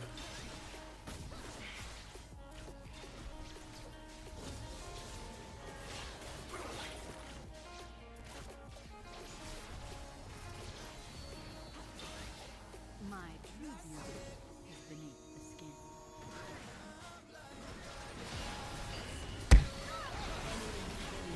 Oh.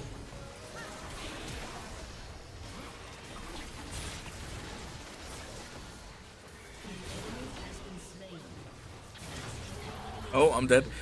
Hey, how's it going, Vorkar? How you doing?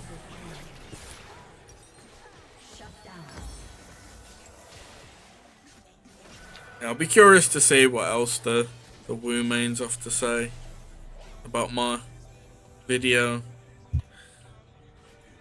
Well, I'm guessing it's just gonna be more negativity, because that's all they ever do these days. They're just like, they want the Woo to be like the champ to be good, but then they also don't want the champ to be good.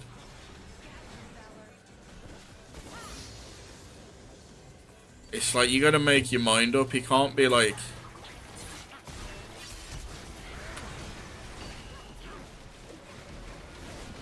he can't be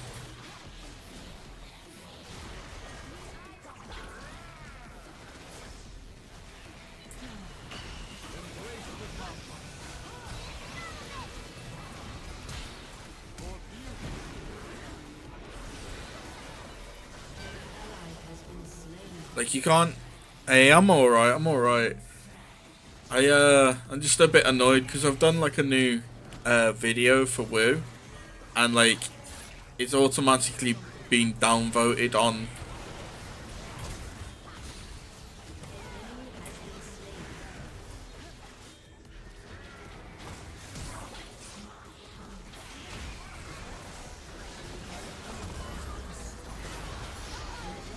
Okay, that works.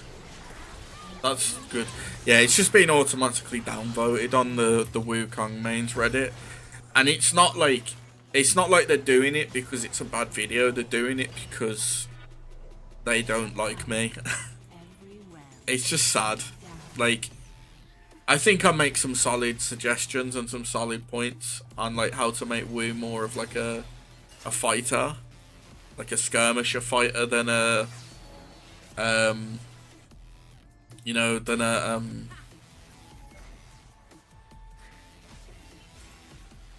what's it called, a diver, because I just don't think the diver setup is good for Woo. I don't think it's a good way to have him. Like, you can go for the same kind of setting.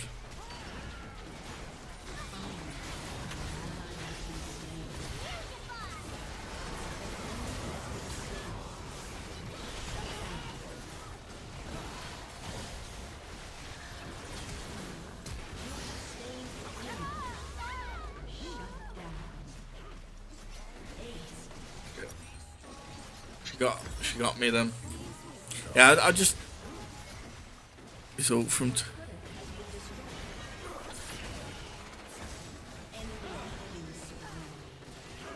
No, I think what they need to do, like the passive... you can check the video, but basically... The passive and Q are fine, as is.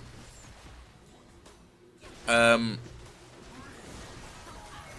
change the R, and I'd change the E and the W. I'd make the E a skill shot dash that does an AoE at the end, and then I'd make his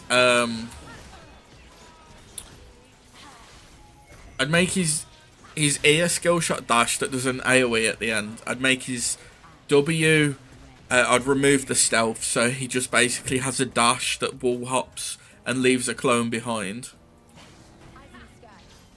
And then I'd make his R basically like a Pantheon ult with a Nocturne level 1 Nocturnal range.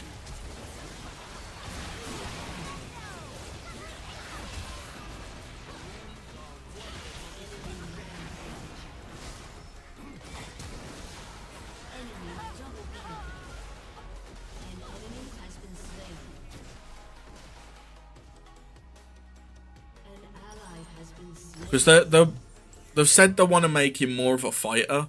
Because right now, like, his HP's low, his HP scaling's low, his armor's in a good spot, his MR's in a bad spot. Like, I think give him 2 to 4 extra MR, he's good.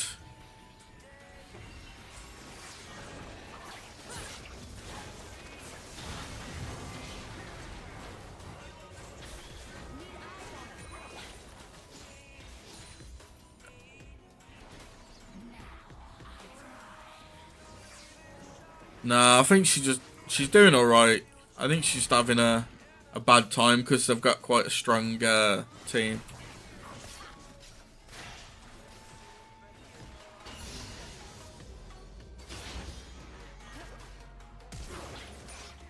Oh.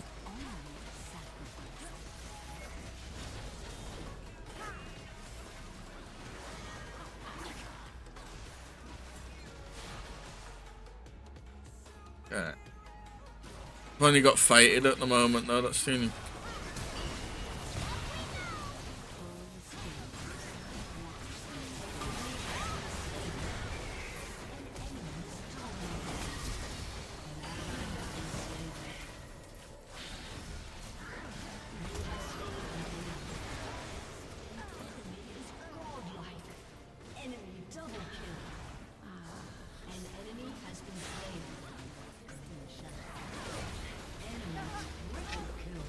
I stunned the Carmen.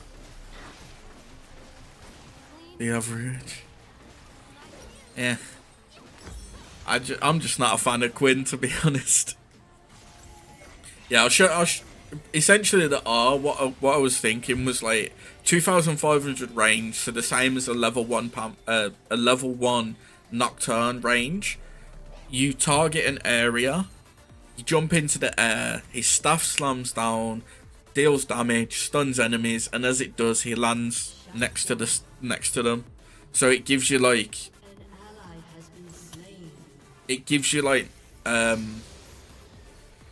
essentially an ult similar to your current one.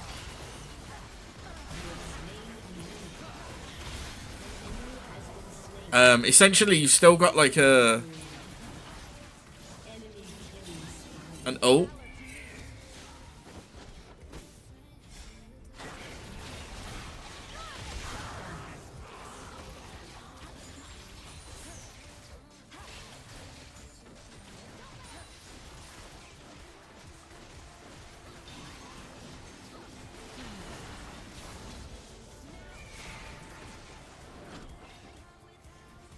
Essentially, your ult is still like a AoE that is designed to stun.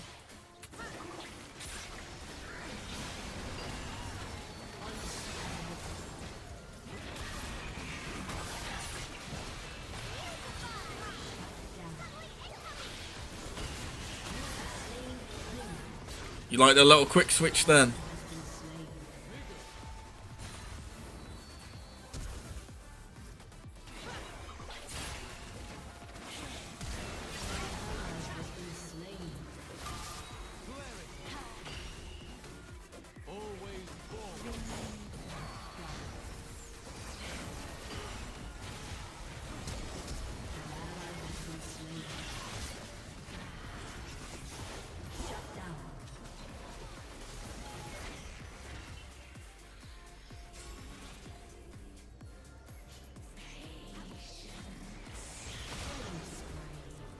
Good, good, good.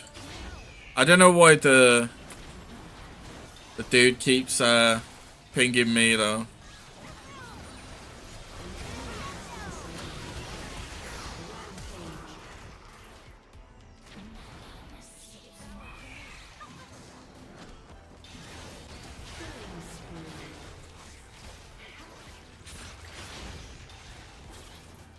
And remember when the spiderlings used to get friggin'...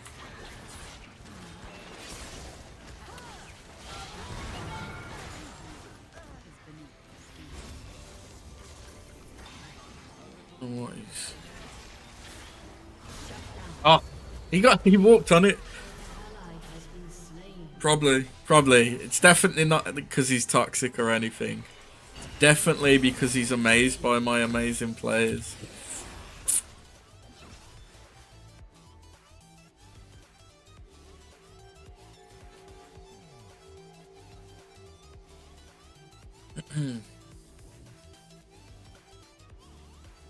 But yeah, I think Wu's just like in that spot now where he needs a like actual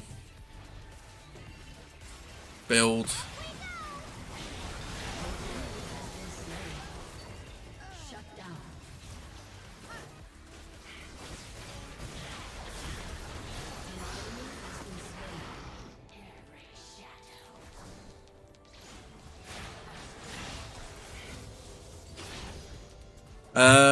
I'm not sure. Probably not too much longer.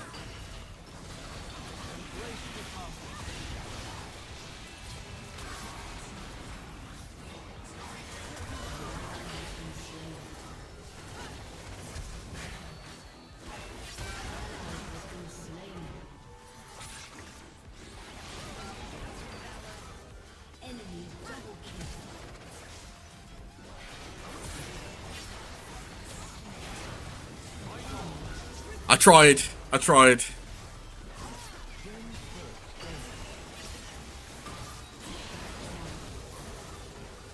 And we need to take Viego out.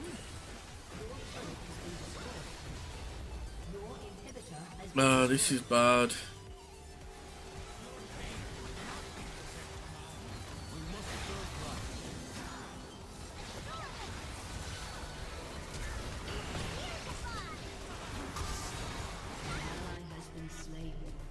Okay. I'm gonna wait for Storm Surge. Yeah, well, the problem is every time he tries, to like dash towards me, I just throw out my stun.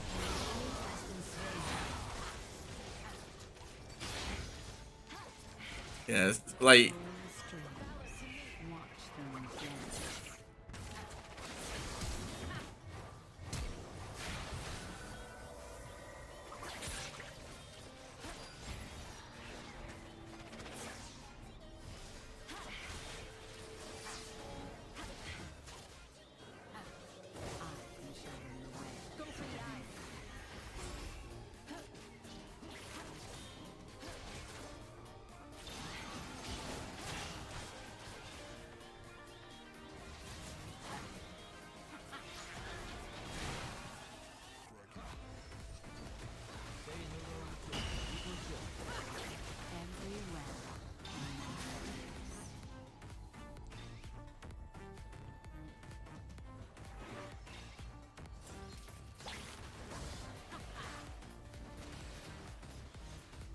Oh man, he didn't even like walk over to them. I know what lurks in the shadows.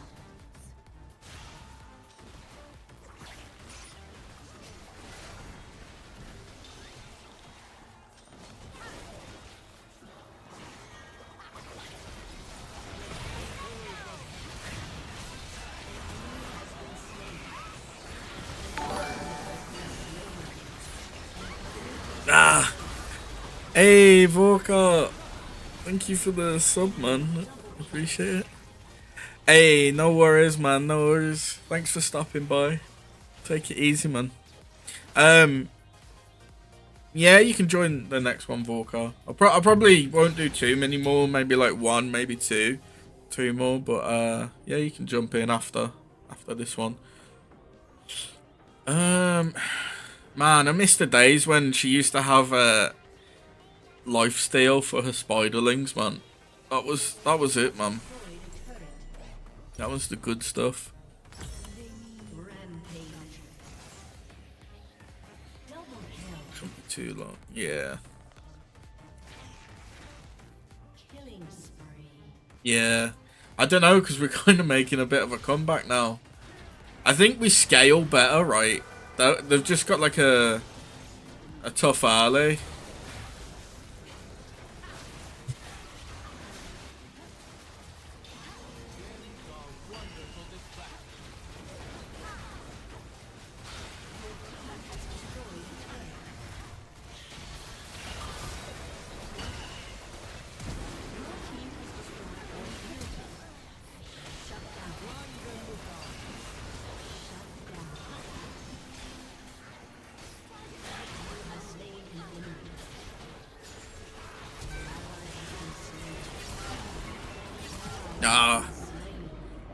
I mean, we got the inhib at least, so we got supers, but like Veigar dying with ult, Lulu dying with ult, it's not what we need. We need people to not die with ults. Yeah, I think they win now. We've got one tower, Quinn's up, Veigar's up.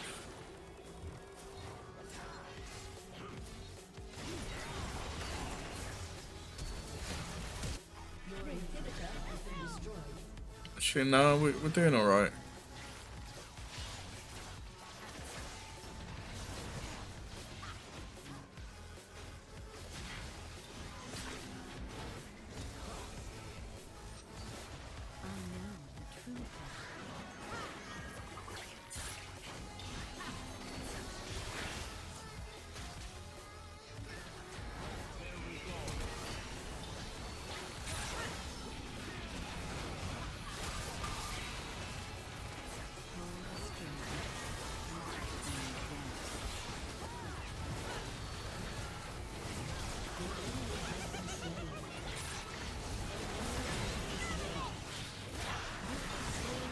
Okay.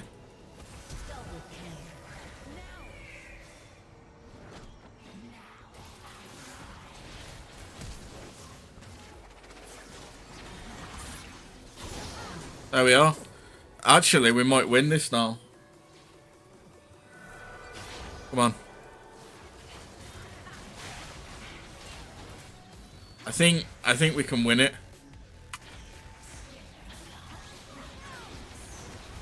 Cause I've got like, we got like everyone up. Yeah, nice. We actually won. Oh, we actually won it. Damn. Okay. Sweet, I'll take it.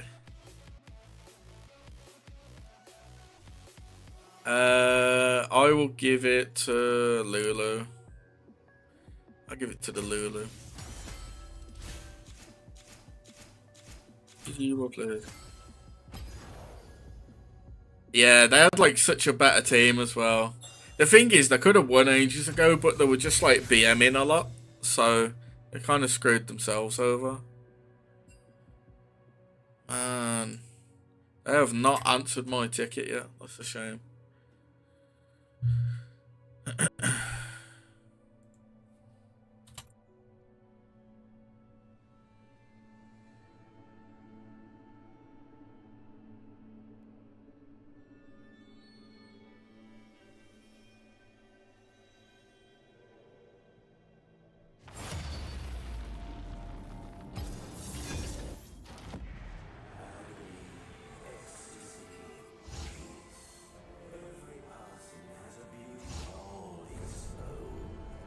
Oh, my boy.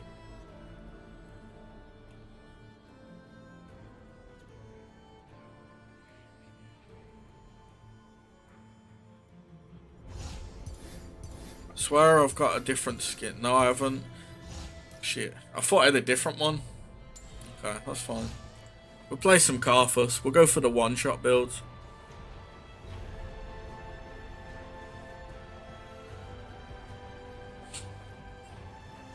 Just everything that has big.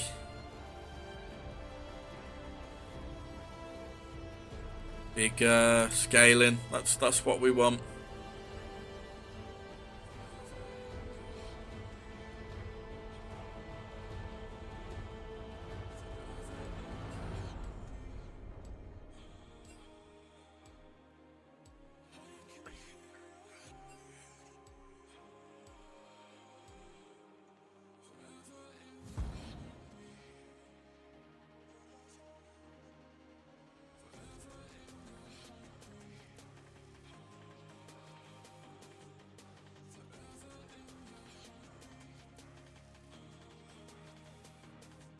Alright, give me a sec. Just tapped out. Yeah, it's pretty late actually. I might have to, this is probably going to be my last one. Just because of the time and whatnot. But yeah, tomorrow, I put variety, but given how I haven't done Naraka this week, and I do want to play some Naraka, I'm probably going to do Naraka. And then after that, I don't know, we might go a bit later tomorrow, just because I'm not streaming Saturday because I'm out.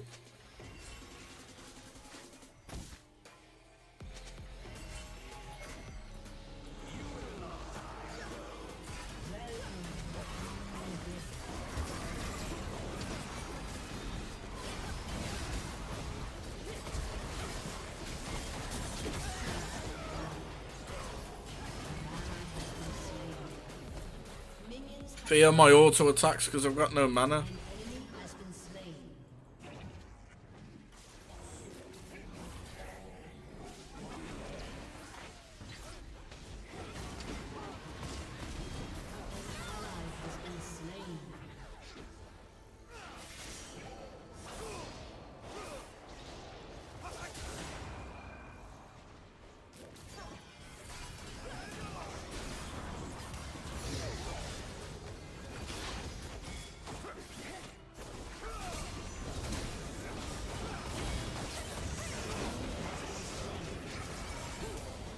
Oh, die.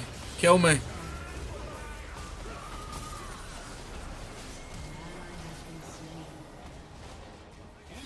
Man, I wanted to be the first to die then. So my E would go off on them. No, I'm going to wait for this. Just burn them alive with my E and hope for the best. Oh, Malignance would actually be pretty nice on Karthus, wouldn't it?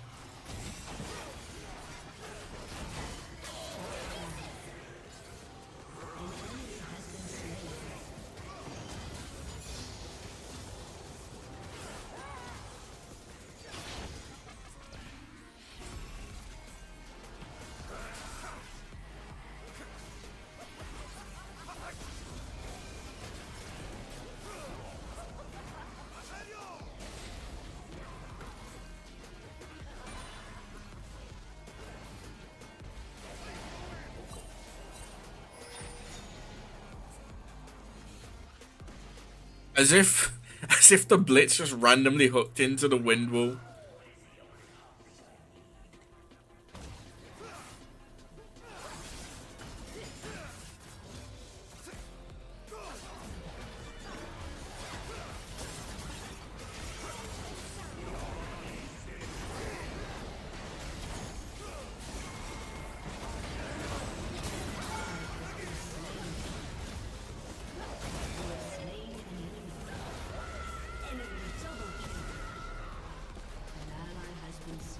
Ah. I'm dying for the cause. That's what I'm telling myself right now. He's gonna be pretty weak till I get 6.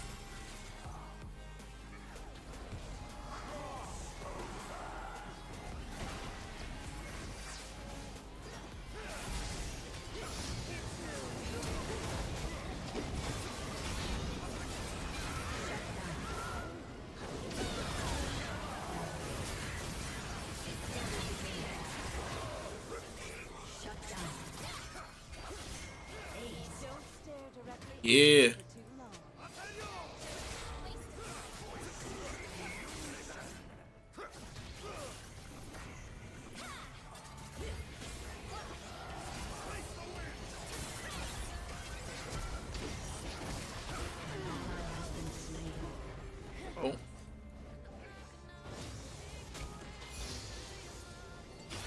Okay. Okay.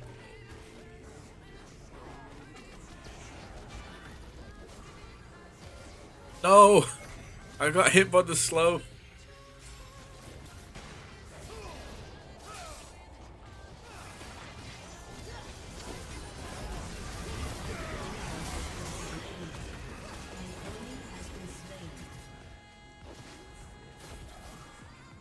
I got no mana.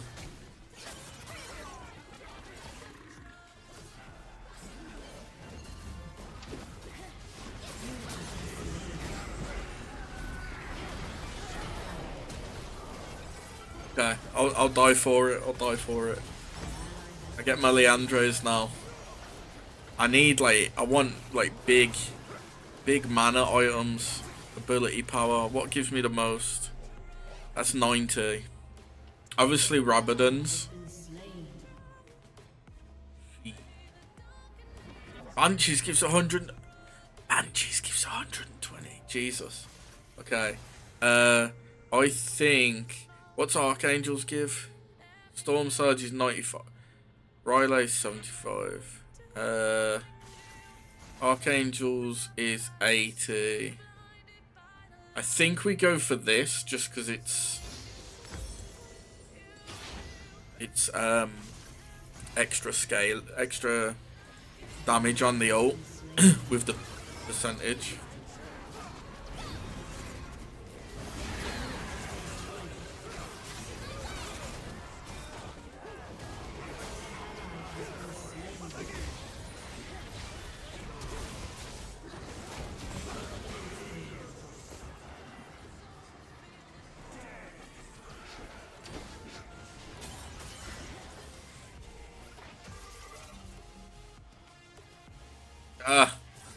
I need the HP right now.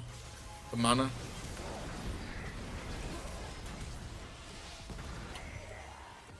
I got nothing. I got no one.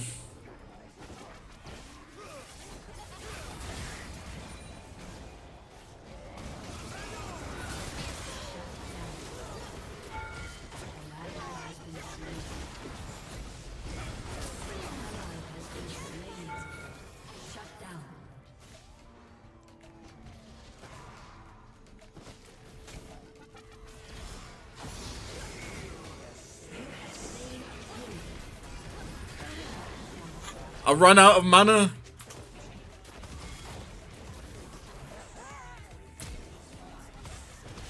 I want it. I'll take it. I'll take it. I'll take it. A fucking flash to get the Dark Harvest stack. Okay, I should have Malignance now as well, so yeah. That's gonna give me extra damage on the ult and ability haste on the ult, which is good. Because we all know that Karthus loves his ult.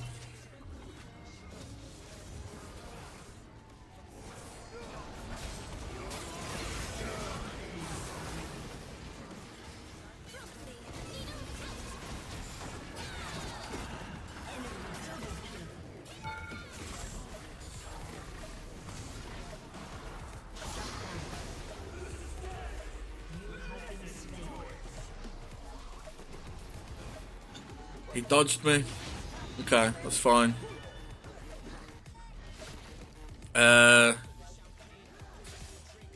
gonna go for this now because it gives me true damage and magic damage, critically strike, dealing more damage to low HP enemies. Always good. I'll take Hextech Alternator as well before I leave base.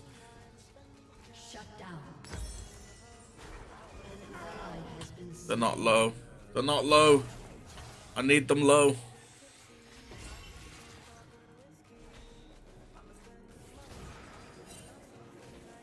Oh, Yasuo is actually going AP. I thought he was joking.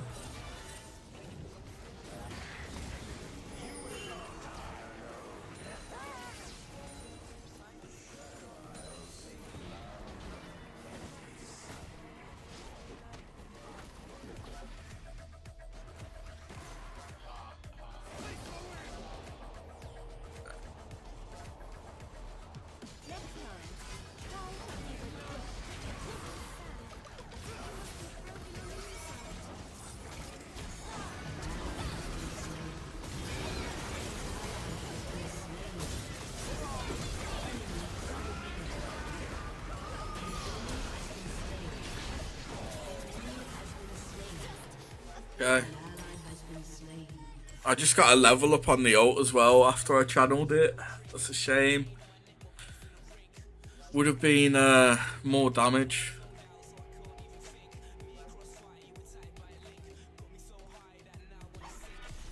Okay. I'm gonna get boots, level 2, just because it's magic pen. Magic pen's always good. An enemy has been slain. An ally has been slain. Double kill. Shut down.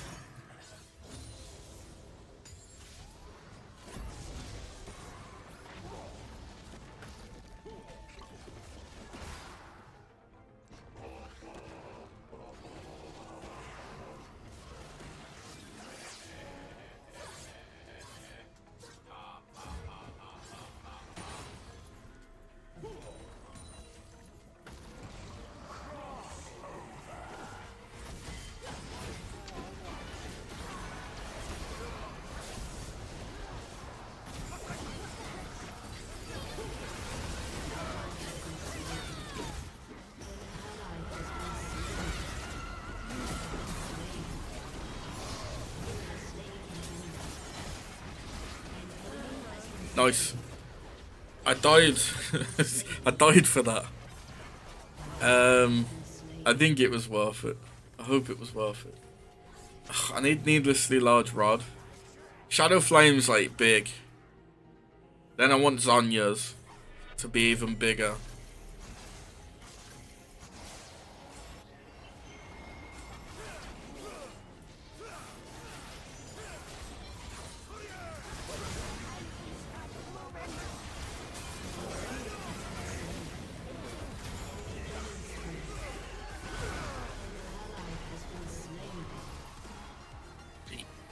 Okay.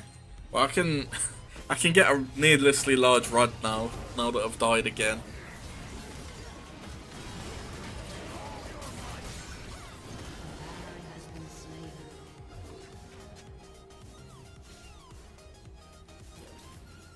Your turret has been destroyed.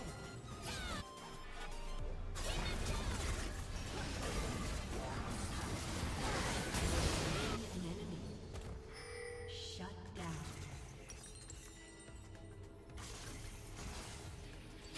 Okay. Rampage.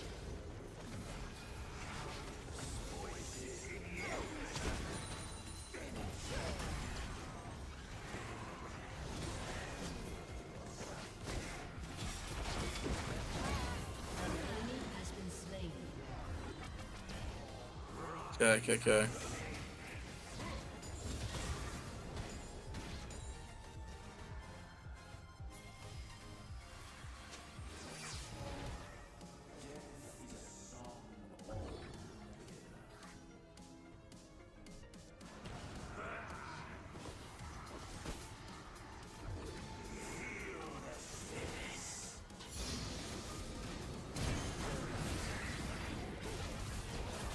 Ally has been slain.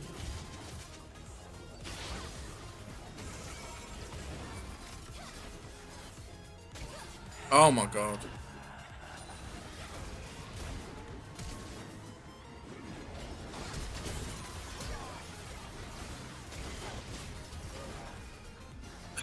Jax has the right idea right now. An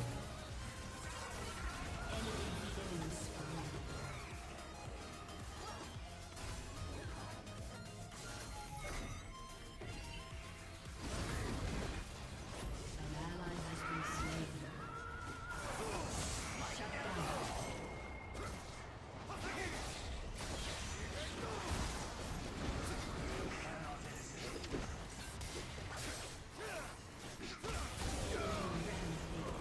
The flop.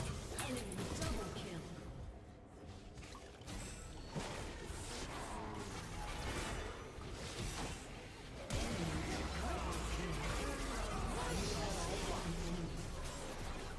There we are.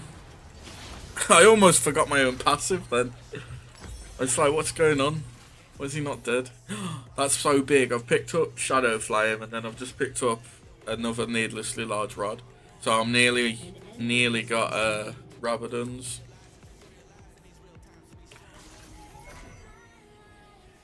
You know what? I do need Archangels because it gives you ability power, doesn't it?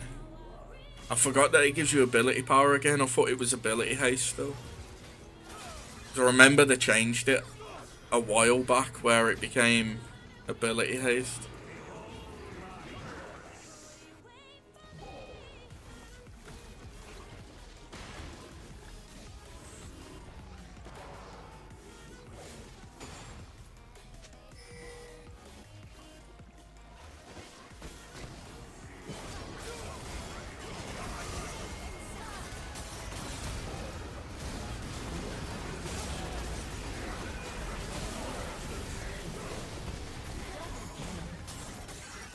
Okay.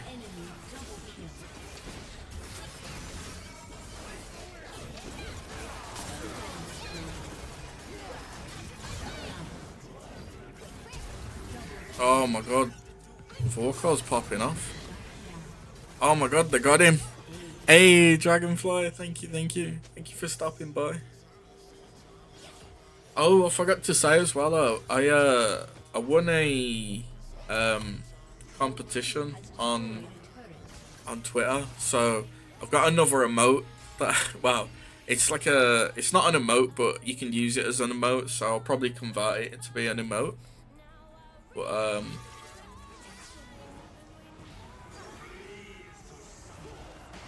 it's pretty nice.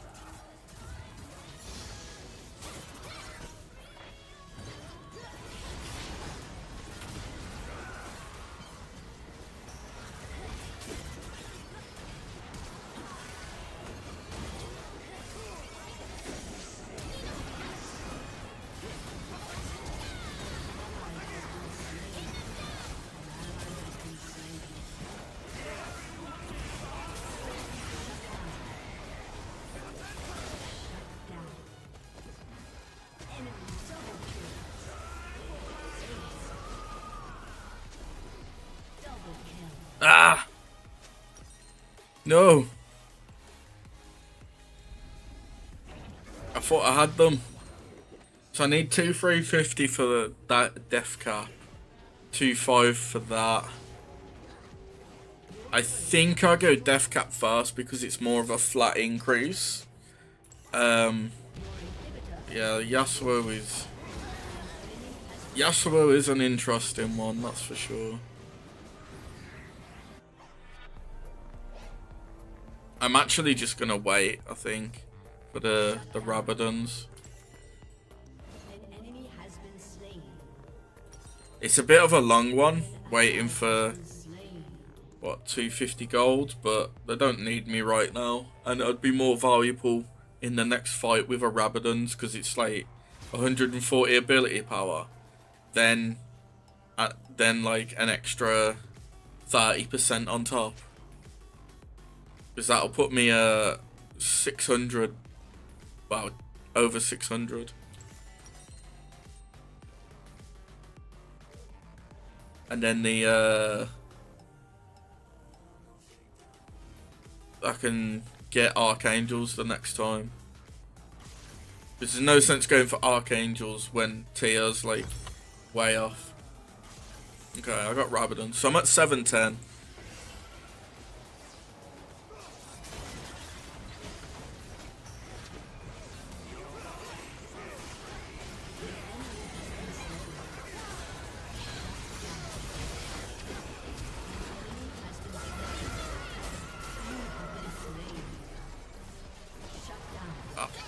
I actually didn't use my ult fast enough.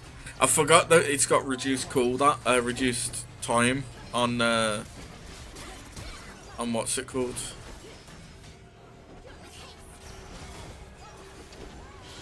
Oh, that's unfortunate.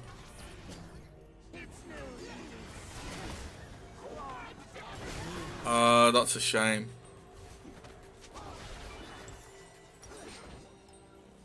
I feel like Yasuo is just forcing the fights. I could be wrong.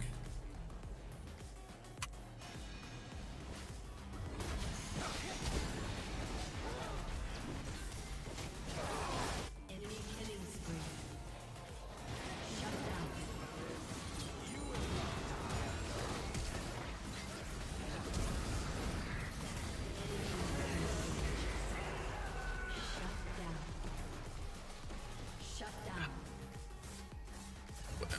we're kind of just like forcing fights when we don't need to be. We just need to like fight as 5 instead of trying to fight like just like basically respawn and then fight and respawn and then fight.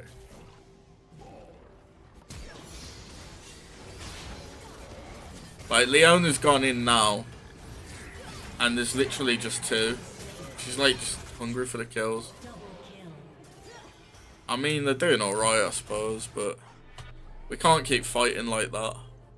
We're just gonna lose.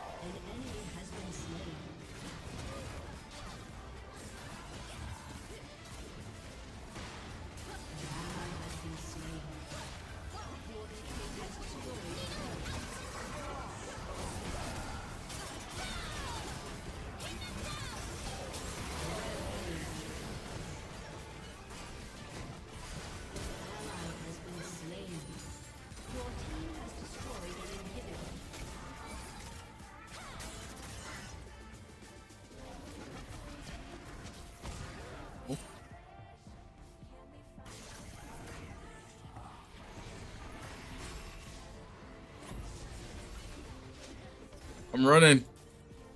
Shut down. I'm running.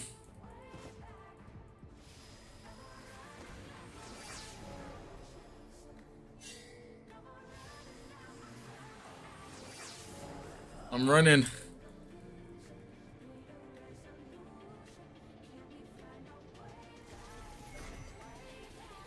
I mean, he said...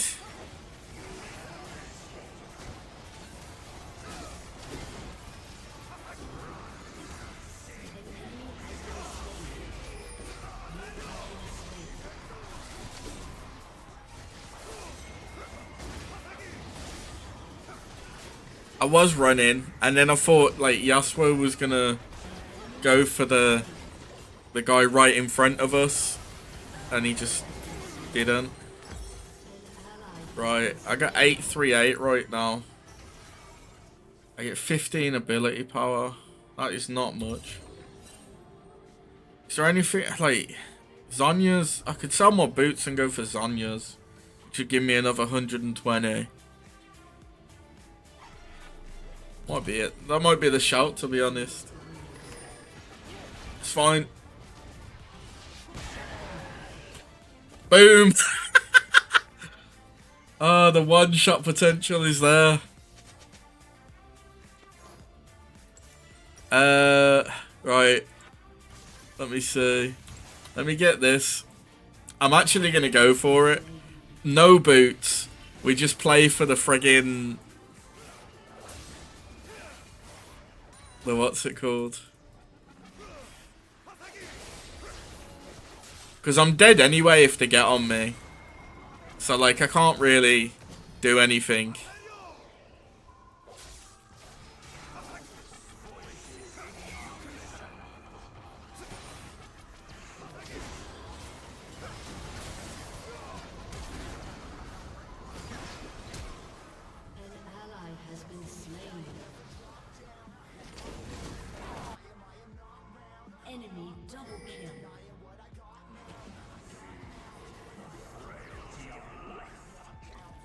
Oh man, this is rough because I've only got...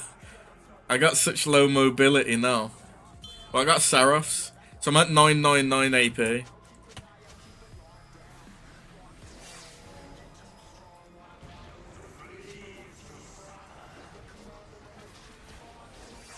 Okay. I'll get one out of the way.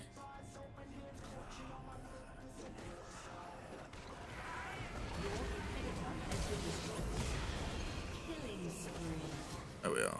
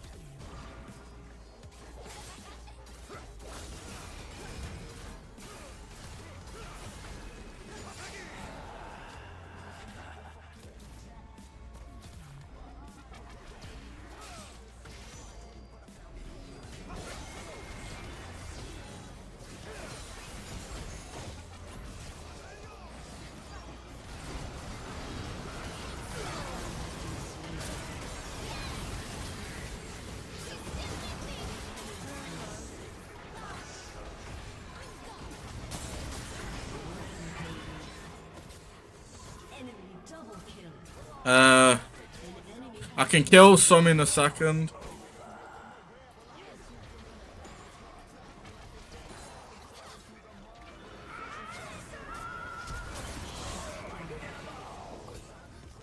Yeah, I know. I wanted to bait him because he was dead anyway, so he was gonna jump in.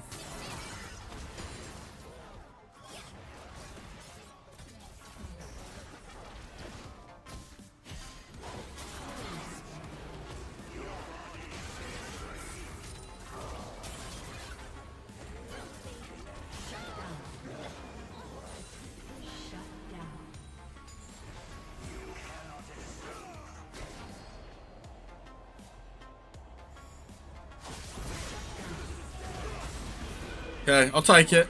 I got Zonya's now. That's the main thing. So I've got like a defense option now. We're doing it. We're going for the one shot build.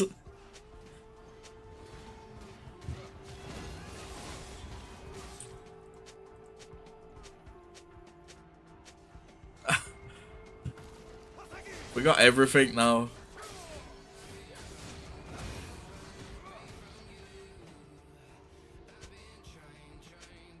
I hope I have Gathering, Transcendence, Dark Harvest.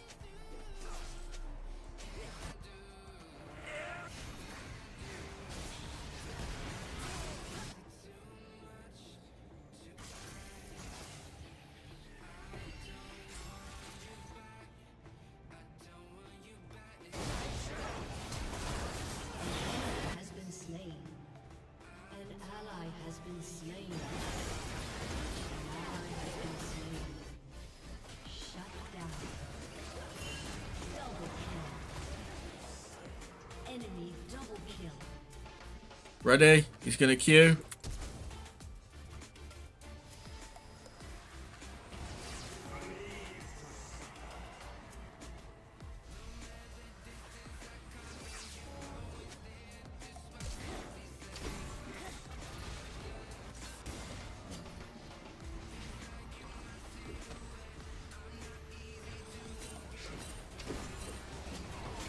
Your turret has been destroyed. Your turret has been destroyed.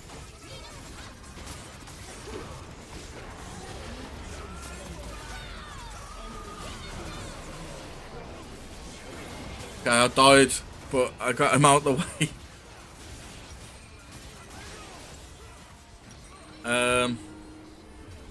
Okay, what am I at? 1134. When do I get my next one? 2 minutes, and I get some more. I get like double AP. So I'm at 24 from it right now. So in 2 minutes, I go up to 48, which will put me at 150. I think. Something like that.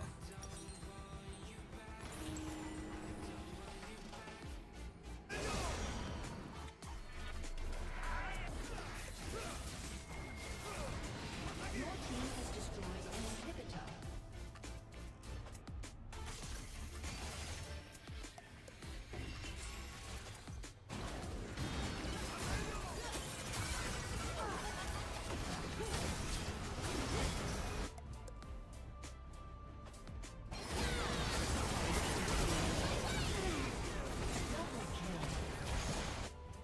An ally has been slain.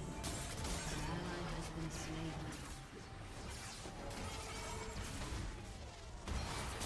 Dominating. Double kill.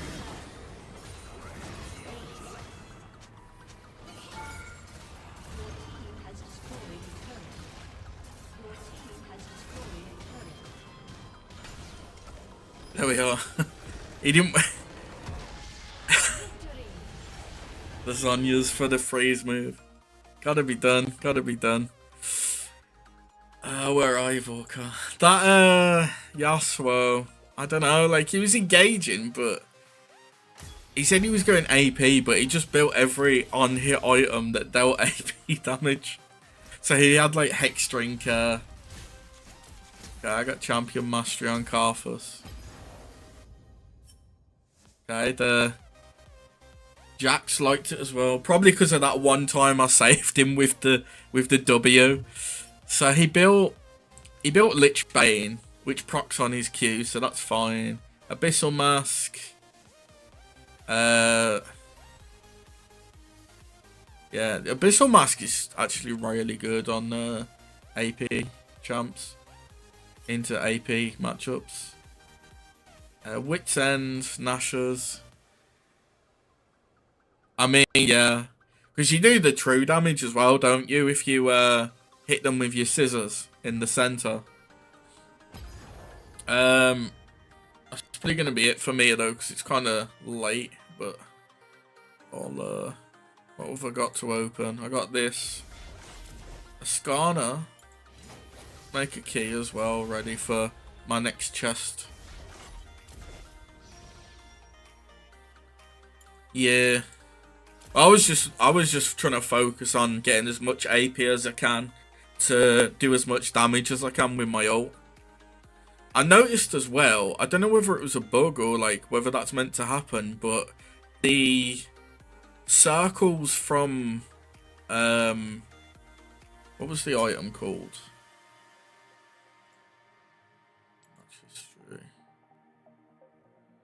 The circles from Malignance, they were massive at the end. They were like taking up the entire area.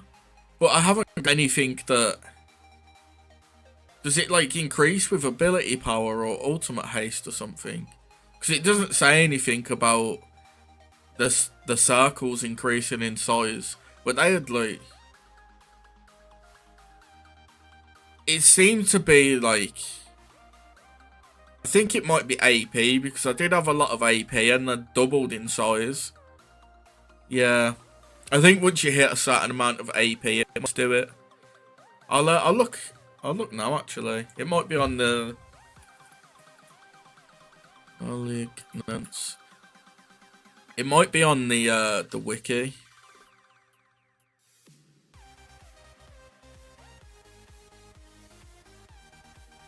Yeah, 251 to 550 based on Ultimate's damage instance. So once the Ultimate is doing at least 800 damage, it's 550. So because I had like, my ult was doing like 1,000 and something, so it doubled in size basically. So like when I pressed R, I was like covering the entire lane in Malignant circles, which is pretty nice.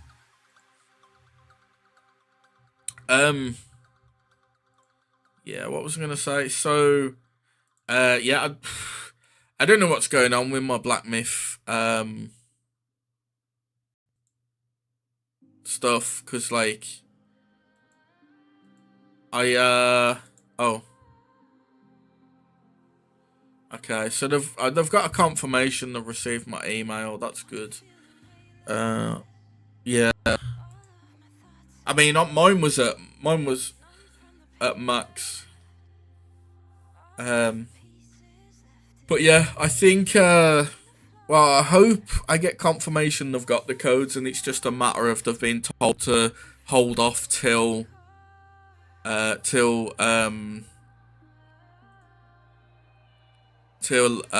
it called, till Friday, Tuesday.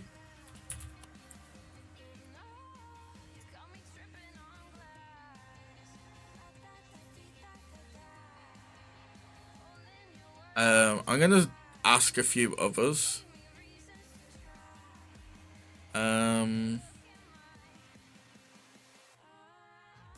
Maybe.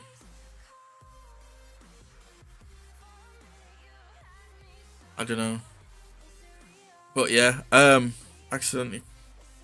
No worries, no worries. Right, so tomorrow, I'm most likely going to do some Naraka because I've done League 2 days now on stream, and I do want to do some Naraka tomorrow. Might not do too many matches, but I do want to play a couple. Saturday, I am out, so if we do stream, it's going to be late at, like a late one. Monday, I'm back in... Monday, I've got work, and it's my day off. And then Tuesday to the following Tuesday, but Tuesday to Monday, I'm off work. So hopefully, if all goes according to plan, we'll do some Black Myth. So I spoke to my editor already. I'm planning on doing a bunch of streams for it. I'm planning like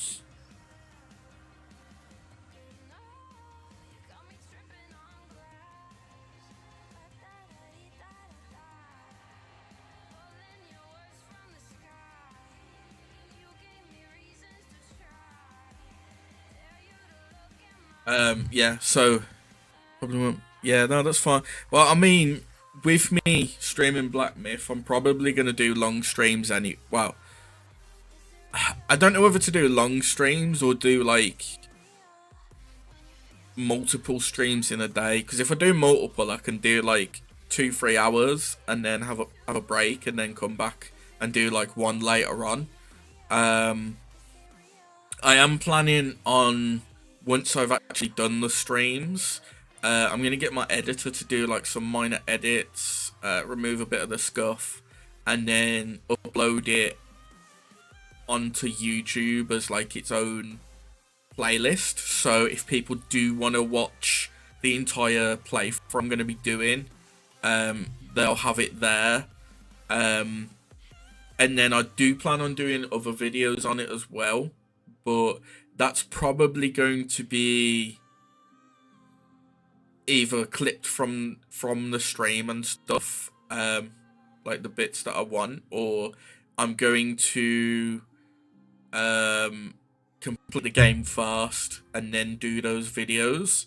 I definitely want to do at least like a kind of like a review video once I've completed the game, at least once, just so I can be like, you know, this is what I liked, this is what I didn't like.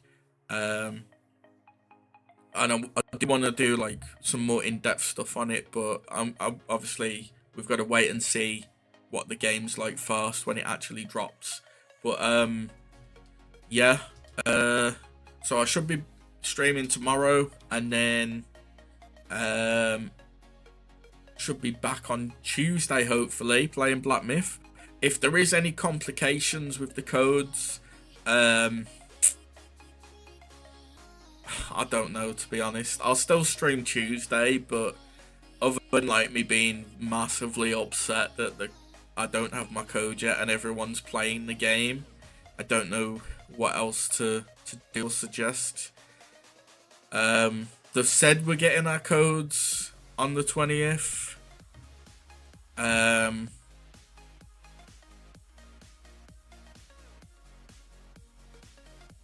I've sent them a ticket on the Discord server. I've sent them a message, an email. So hopefully they respond.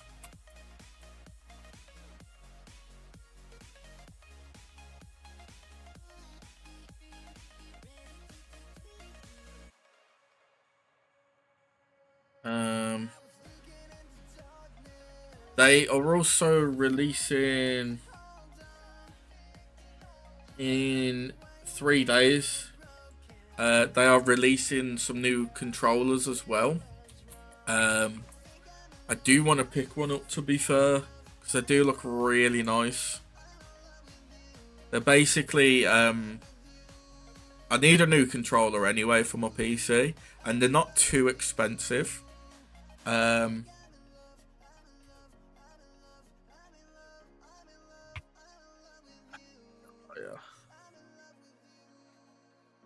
I did oh, there it is. It's an 8-bit Dio controller. They've currently got a giveaway going on till the 17th, so I've put in for that.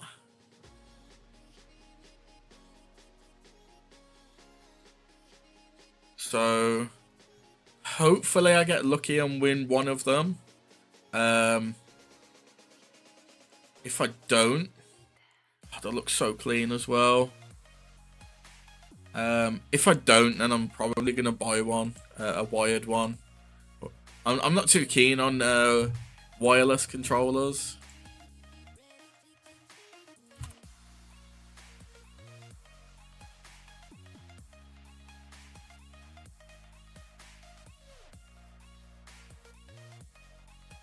But yeah.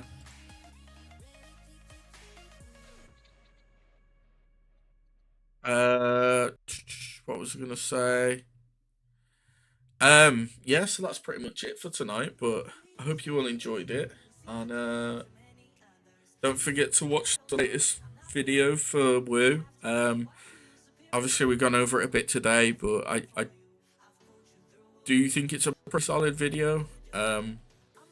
And solid suggestions for his build. In fact, I'm going to put a ticket in to Riot at some point, to ask him to pass on my ideas, because I want him to be fun to play and decent, and I think this would make him a lot more balanced than he currently is, and it would more kind of like pivot him more to be a fighter, a skirmisher fighter.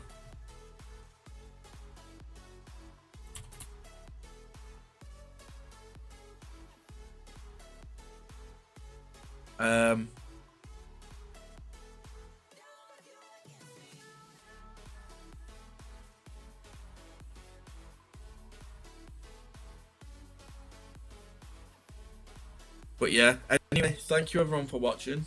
I am gonna go have some food now, and then probably go to bed. But yeah, take it easy, and I will catch you tomorrow. Bye bye.